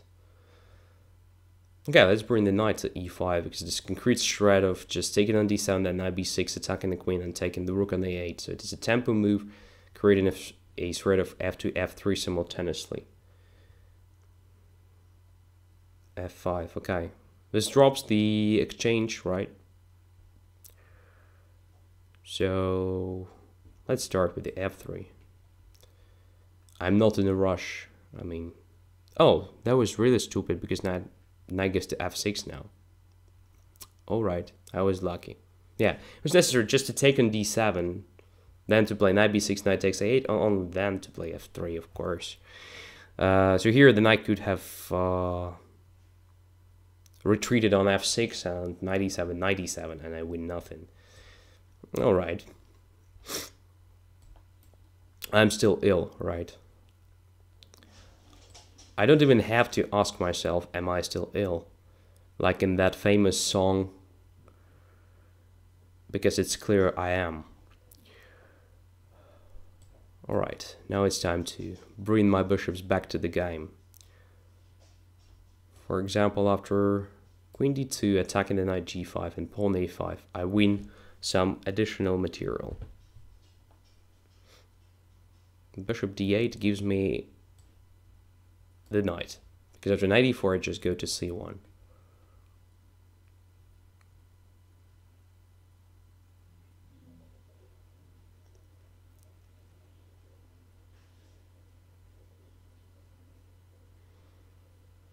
Okay. Feels like an extra rook Not even a minor piece. Simply the rook. Too much.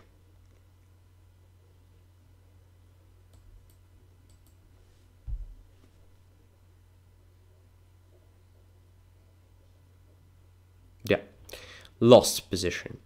Interesting game. I guess queen b6 is not very good, so I don't like this idea. Instead, I would have played something really typical for close Catalan, so maybe a5. a5 usually deserves serious attention against this b3, a2, and bishop b2. You want to just bring the pawn to a4, maybe then even to a3, and to damage my coordination, right? So what can white do here? If knight goes to c3, then it is possible to bring the knight to c5. So you don't need the queen on b6, in fact. You can also do just this b6, completing the development. And if white plays d4, okay, bishop goes to a6. We have a transposition to one of the lines of close Catalan, which is completely safe for black, in my opinion, and very, very promising. So you just attack c4. You want to play rook to c8 and then to play c5 at some point, and so forth. So you just wait till white plays e4 and then take on c4, something like that. So very good one. So after this, all right, probably I could have played just d4 right now and used this position of the queen on b6 because it looks not very natural. There's also an interesting idea that I didn't even consider during the game, to play bishop a3 to pin the knight on c5 and to have this threat of d4, just winning the bishop on e7 if possible. I don't know if it was a move here, but my idea was also not that bad, so I just I was waiting till black plays a5, and now after this c5, look, this square b6 is actually very important and quite annoying thing for black to protect. Still, black's position is playable, but it already starts feeling like there is no much space. And white simply has some great outposts for his pieces. So one knight goes to b6, another one to e5, then f3, if necessary e4. This pawn on a5 is potentially also a weakness. So once I get rid of this knight on e4, I just bring my bishop to c3, queen to d2, and I start attacking a5 if nothing else works. All right, so that is exactly what black should have avoided, in my opinion. Okay, so here we have a lot of different challenges, but I will probably play 1 or 2 games more. So let's play, for example, Alina. So this challenge is here right from the start of the show, if I'm not mistaken. And the first game was black. Look at this. Look at this. The first game was black and g4. Okay.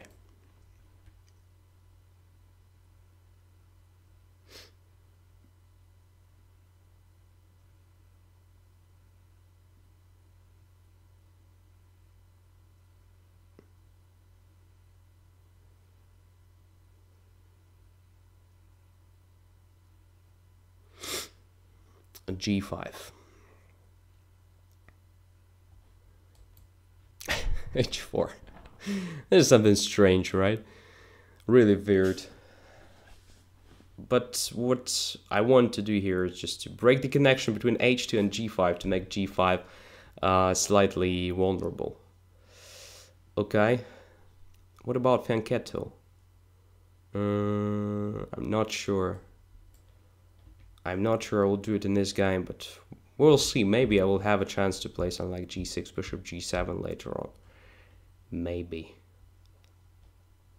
So first, attack against G5 pawn. Then we will see.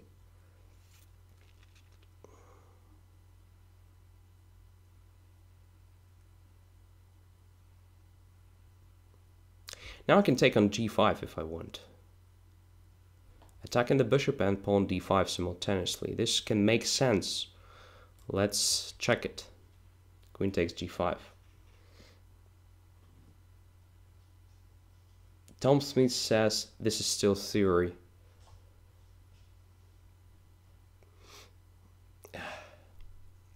Have no idea. Alright, takes on d5. Looks like I won a pawn. After this little trick.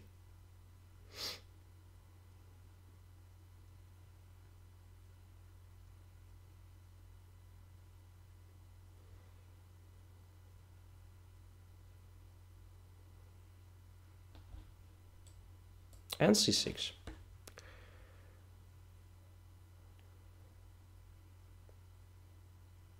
So, as far as I remember, many years ago, I was playing this g4 deliberately in blitz games, and in such a situation with the queen already on b3, I played something like d4, just blundering the bishop on c1. And since the king has no moves, I was forced to play queen to d1, so not only blundered the bishop for no compensation, but was already forced to exchange queens just in the next move. That was awful. And alright, knight c3, and white is ready to play d4 if he wants. It's necessary to be prepared for this somehow. What is the best way to prepare for d4? I think just to complete the development. Let's say I can't see the reason why not to play bishop d6. So no Fianchetto here. Actually, my opponent came up with a Fianchetto in this game. Alright. Queen f6. Does it make sense just to attack d4? Tempo move. e4.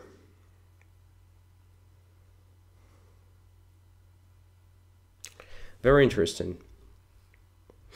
So most likely queen f6 was just a passive move. I should have played something like queen e7, something definitely much more solid than this. Because now I have some problems with the development. Not very serious ones, but still slightly annoying. Alright.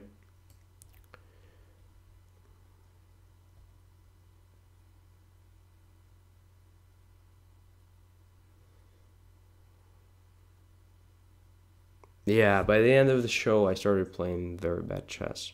Sorry. Sorry, guys. Okay, bishop b4 check should be played here, 100%.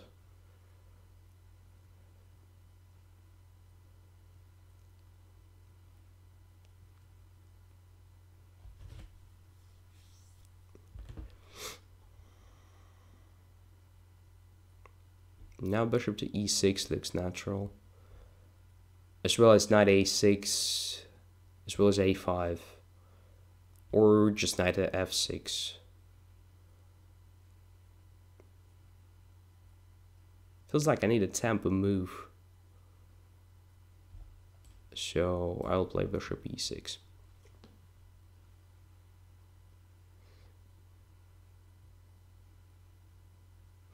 Running nose again, yep, that's true. Still snotty. I'm slightly tired of this, you know. But what can I do? I do my best to actually change the things, but still ill. Still ill.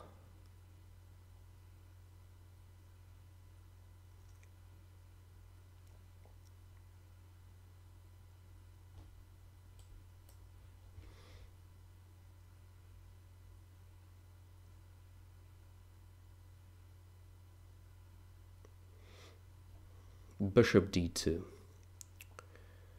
Okay, what I wanted to do here is just to castle. Again, most likely not the best decision to castle here, but I've already done, sorry, a lot of bad decisions in this game. So one more won't change the situation, I think. Let's go here.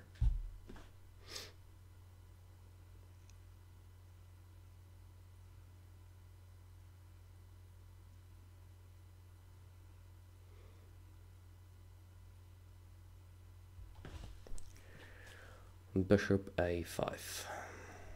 Very strange position. Of course, I was very close to winning, but gave my opponent absolutely unnecessary activity, and now I'm struggling.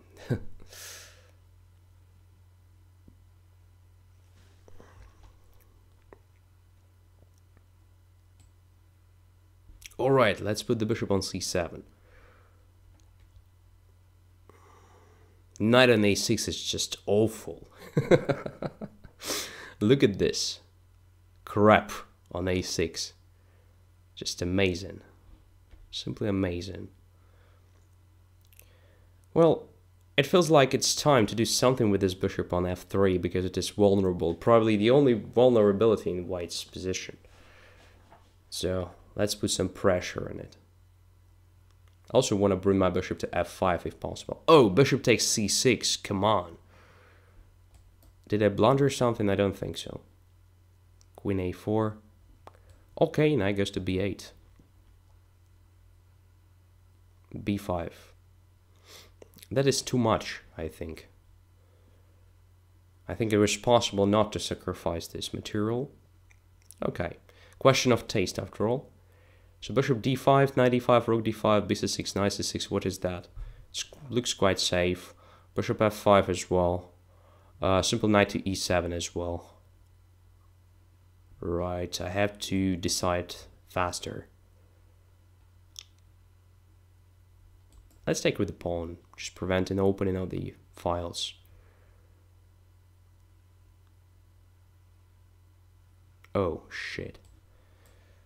Forgot about this pawn completely, but fortunately have this queen b6, which looks like a good possibility to simplify the things quickly. Okay, go away from the c file. Everything looks more or less protected here.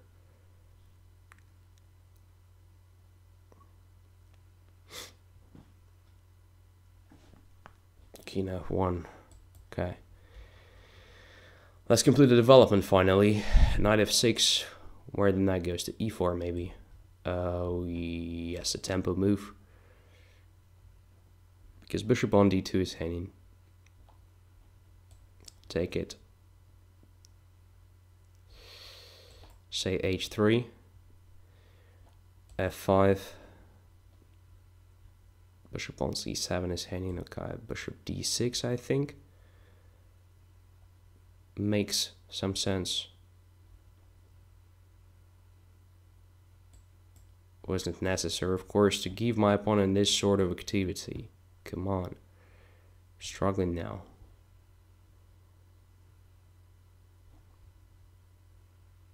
Yeah, that was really generous.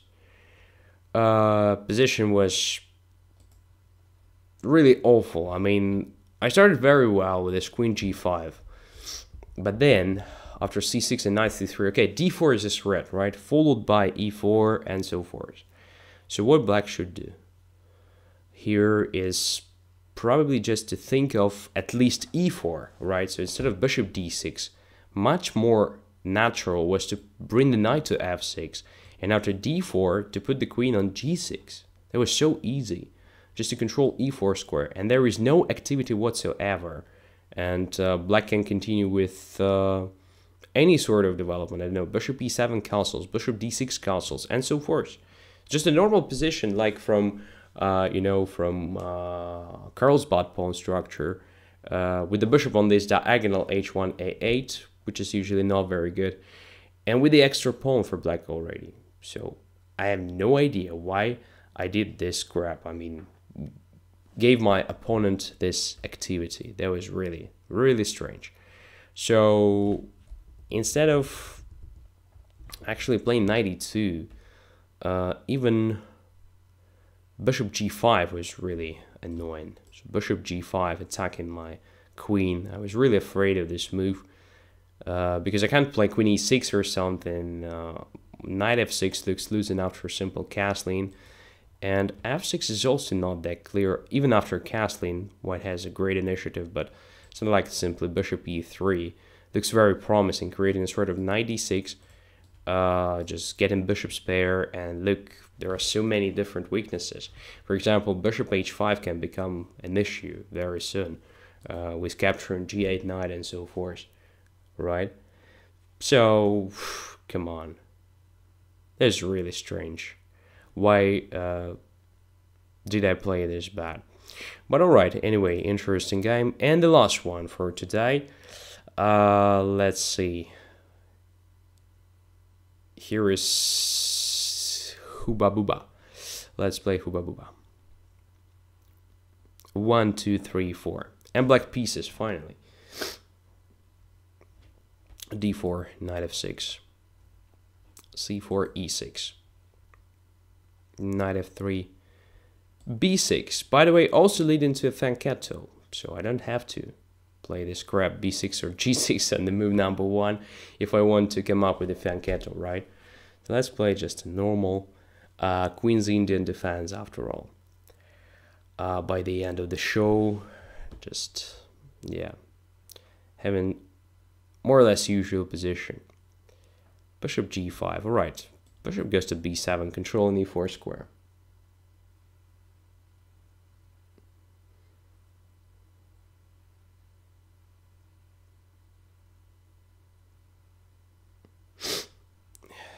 E3.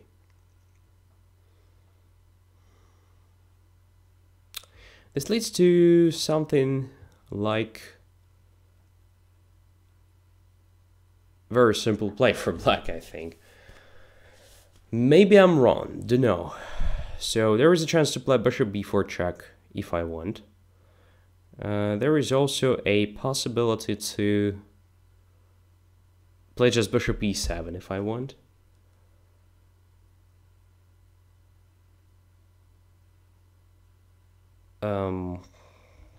Let's try bishop b4 check. If knight c3, it is just a transposition to one of well-known lines in Nimzo Indian, this hybrid, I mean, with the knight on c3 and f3 simultaneously. If knight e2, it is of course different. But here after g5 and knight e4, I have some perspectives, as well as white, of course. So rook goes here. Now bishop takes c3, simply. d6, cover an e5 square, first and foremost. And preparing knight e7, simple development. Let's go.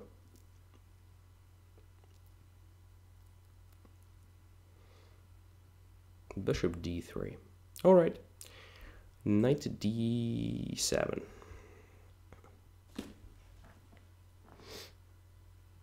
It's not a Leningrad Nimzo, so it's definitely a hybrid, because Leningrad Nimzo leads to absolutely different positions. So the normal order of moves here to achieve this position is like d4, knight f6, c4, e6, knight c3, bishop b4, knight f3, b6, bishop g5, and so forth. Or knight f3, b6, knight c3 after that, bishop b7, bishop g5, bishop b4, so.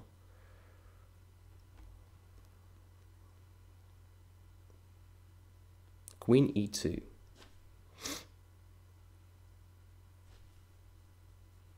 Now I can play f5 if I want. But black has to be careful about c4, c5 possibility. Typical blow here on the other side of the board. And queen e2 actually has only one idea in mind, right? Just to come up with this c4, c5. So maybe it makes sense for me just to come up with sort of prophylaxis against it. Instead of playing, I don't know, this f5 or h5 is also a move though. Yeah, h5 is a move to start with. Forcing h4, but then, you know, g4 first, and then knight takes g3, and so on. Correct or not correct? I have no idea. Let's try this. So I don't like queen e7 because of c4, c5. I don't like c7, c5 because of bishop e4 and bishop d6. So I'm trying to get rid of this bishop first. I mean bishop g3. And then we will think of c7, c5. That's the idea. h4. Okay, g4 now. Attacking the knight. If bishop takes e4, bishop takes e4. Knight goes away somewhere, I just take on g2 and I have an extra pawn. If knight goes away to d2, I just take on g3. That is what I wanted to do, but I can also take on d2 instead and take on g2 also with the extra pawn, But white will have some compensation for it, and I don't think this compensation will be complete. So let's take on d2.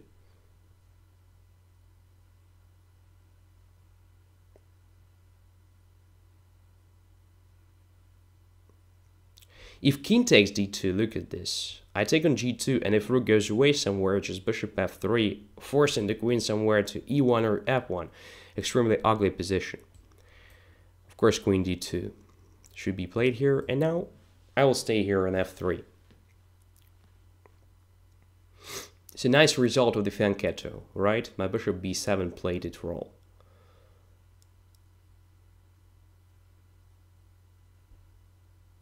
On the other hand, of course, white has some tricks, and I still have to be careful. What is the most natural way to make white's position not that promising? Is to limit the activity of that bishops, but what is the right way to do that? Of course, I wanted to play e5 and c5, but I have only one move now. I have the right to make only one move, I mean. And if I play c5, then bishop d6, not so clear and definitely not pleasant. And if I play e5, there is a possibility to play c5, which is also potentially annoying, but I think it makes sense to start with this bishop g3 just to forget about this part of the board and then to focus on the other one.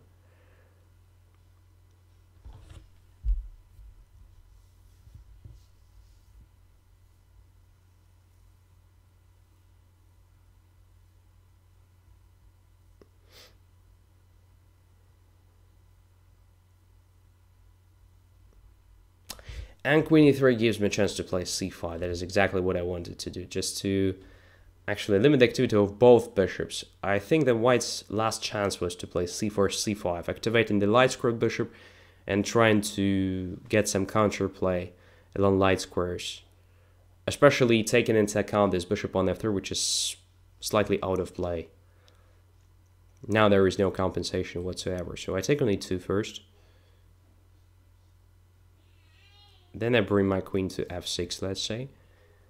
Preparing castling long. I think it will be a safe place for my king. Yeah, I guess there is no better place. By the way, why didn't I take on d4? Because probably I want to save these pawns on dark squares and to have this bishop bad. And d5 is another typical mistake, so it's necessary to keep the pawn on d4, having at least some chances to activate the bishop, because now there is no chance.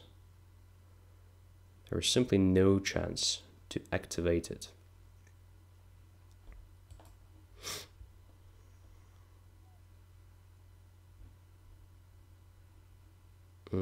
Interesting. What to do here? Knight f6 looks good. Just bringing the knight to g4 square, right?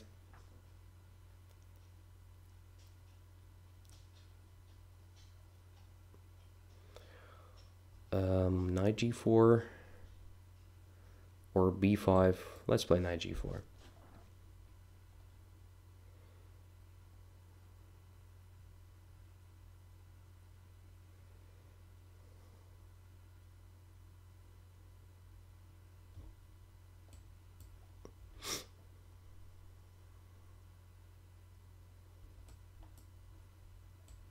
Oops, I can't take there. Come on. That was a blunder.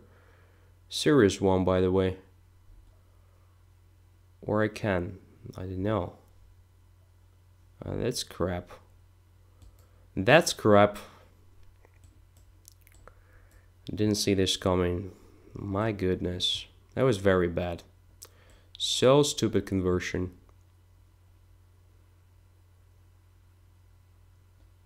Really stupid. Oh my goodness. Just a crap. Oh my god.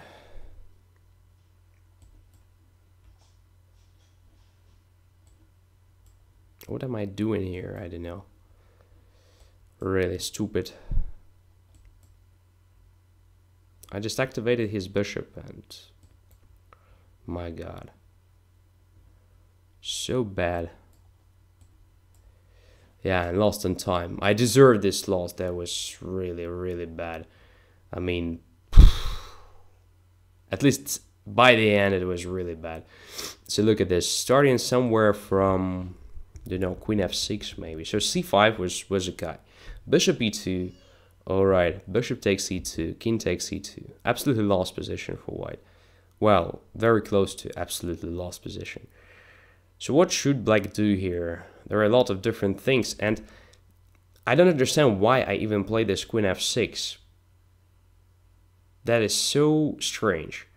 Because, for example, position of the queen somewhere on a6 was much more natural, just to attack this pawn. So this is a typical thing, by the way, when we have such a pawn structure. So just play this queen c8, and then play queen to a6, attacking this and that. And then castle and do the same, actually, but attack opponent's weaknesses. So queen f6 doesn't attack anything. After rook f1, castles, d5. Well, immediate f3 deserved attention, but d5, well, queen g6, f4. Well. Again, I guess there were so many different things to do, including just ignoring this f4. Let's say playing something like rook e8, forcing white to take on e5. That gives me a great knight on e5, or any other piece on e5 would be also great. Or f5, closing position, and white remains with this. I mean, this stupid bishop on g3 remains on the board, and there is no chance to activate it anymore. Yeah, position is closed, but there is still a chance to come up with a breakthrough on the queen side. And I have the knight to maneuver it somewhere to attack opponent's weaknesses, so it's still absolutely winning strategically. That's fantastic, simply fantastic how I made this position first unclear and then even worse for me. That was really strange. So here, prior to playing knight f6, or instead of playing knight f6 in general, just queen g4 was much more interesting. So pinning the rook, then bringing the rook to g8, at some point even playing f5, getting to this c4 square. That was, yeah, so natural. That is really strange. But when I gave my opponent a chance, of course, he started playing very well. So after this, knight g4, queen g5, and rook to g8, which was stupid. So it was necessary to actually take on g5 and then to simply protect f7 pawn, something like that. Or maybe even taking on g5 and playing h4. I didn't even consider this. I don't understand why. So natural, just activating the pawn. Probably was also interesting. Instead I played this rook g8, rook f1, then took on g5, and only then realized that after rook takes g5 there was bishop h4. But here was h4, again possible. That is interesting. Interesting tactics. What is cool is that I saw the possibility of bringing the knight to h2 in different lines, and absolutely forgot about this h4 possibility right now. That's strange, right? So I played this rook d7, after which, of course, white is no longer worse, probably even better, because, well, only white has a chance to win here if black starts doing something stupid, like I started doing it. So there is just, look, just taking here and so forth. Yeah, there was a chance, of course, to play knight c2 and then knight e1 with a perpetual, but I still somehow wanted to win. So I was in a tilt, just like in a very, very bad poker day, I don't know. So, probably one more, right? Let's play Rojito quickly. So, I simply don't like finishing the show with a lost game, so let's try to play this one. Yeah.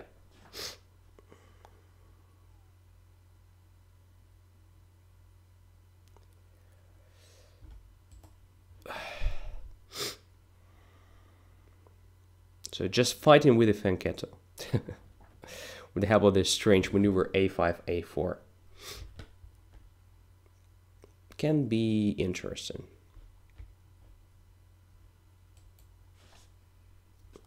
I want to play a3 at some point. creating a potential threat of getting to a2 pawn in the endgame stage and having the passed pawn only 2 squares before promotion. Of course it is too much. I realize it is not. What? Bishop c1? Interesting decision. Don't think that it is the best one here, but so I expect it to sound like bishop c3, saving the bishop here, but alright, bishop c1 is also a playable move, I guess.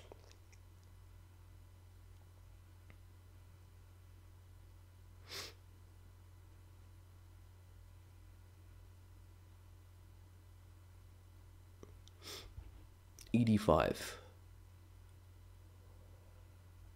Alright, both ed5 and queen d5 are good, I guess, but let's take with the pawn.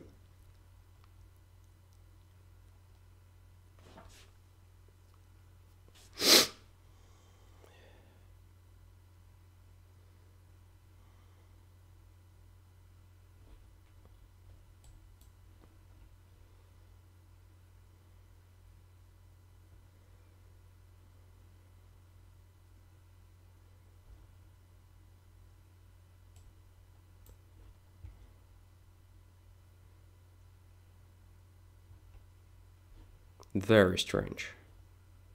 I mean, this c3 move, I expect it to sound like c4. c3 is too passive. Let's bring the bishop to g4, pinning the knight f3. Potentially I have some problems with this pawn a3, of course, and c4 could be just a good way to exploit it. I mean, creating a threat of c5 and just taking this pawn on a3. Maybe white wants to play b4, alternative way of grabbing the pawn a3, but this creates some weaknesses in white's camp. Moreover, I have very active play in the center here, so knight is already here on e4. If, well, bishop a3, for instance, I can take on c3 if I don't want to lose the material, but I can even afford losing the material there, I guess. Not a big deal for me. If I play f5, there is some like queen b3 attacking d5, but then I can play king h8 and white wins nothing. On the other hand,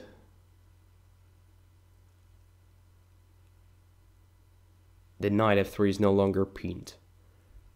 But anyway, this looks just natural, right, to support the knight this way with the f5. Let's see. The question, have you played Hikaru? Yes, I lost all the games that I played against Nakamura on chess.com many years ago, or maybe many months ago. It's better to say, don't remember exactly. But in one of them I was really close to winning. I had something like +2 or +3 position, but spoiled even that one. Okay, so queen c2. I can take on f3 now, I think. Just damaging the pawn structure that way.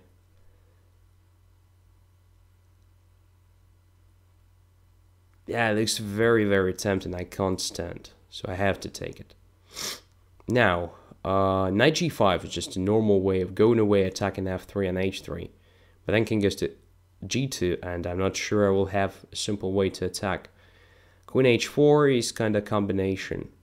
F takes e4, F takes e4, bishop somewhere, then queen takes h3 if possible, but bishop can go to f1 and there is no queen takes h3. So I'm not sure if it is a correct combination. Can be just not correct combination.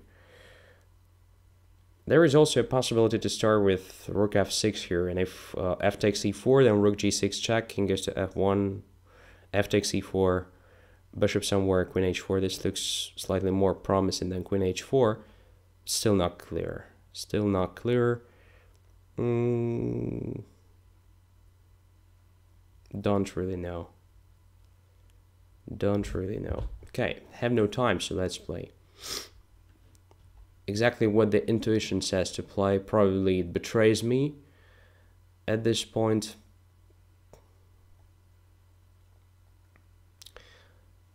But I will definitely have some compensation, I guess, because white is absolutely not developed right now. So for some time, maybe for several moves,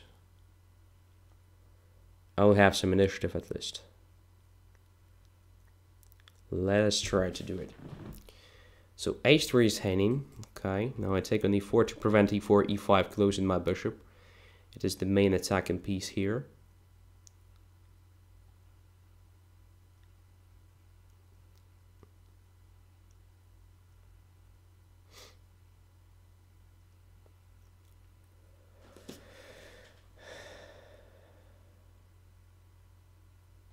Okay, rook f6.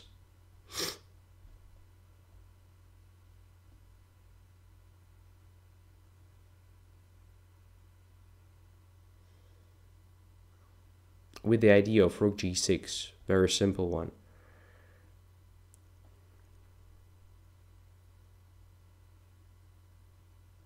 By the way, I'm not sure if there is a defense, a normal one. Well, rook g3 is good, of course, protecting h3, but this one is very bad.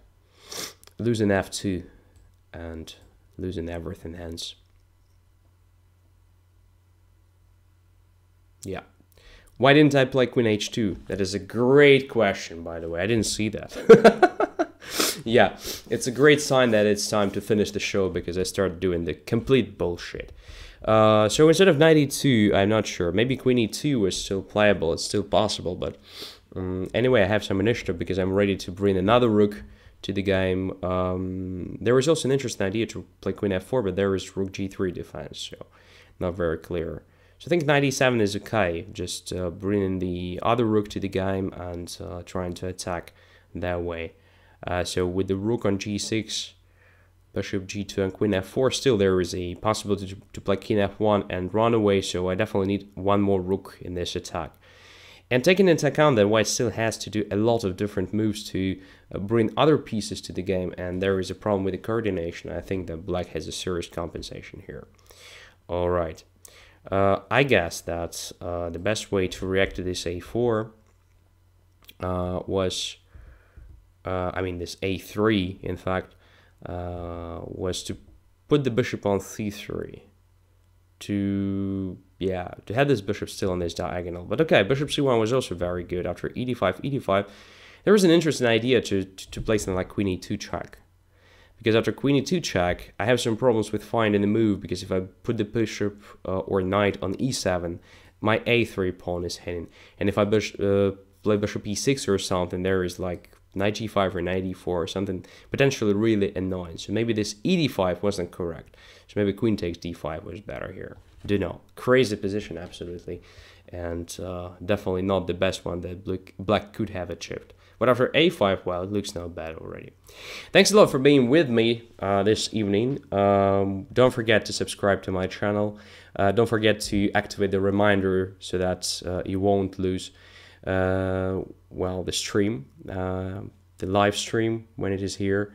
I hope to see you very, very soon. Just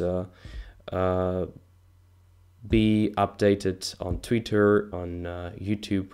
So usually when I plan something, I put this information also on my Twitter account. So it will be just a nice idea for you to subscribe on Twitter as well to be notified in advance, right? Thanks a lot. I hope you learned something new and see you very, very soon. Have a nice week. Bye-bye.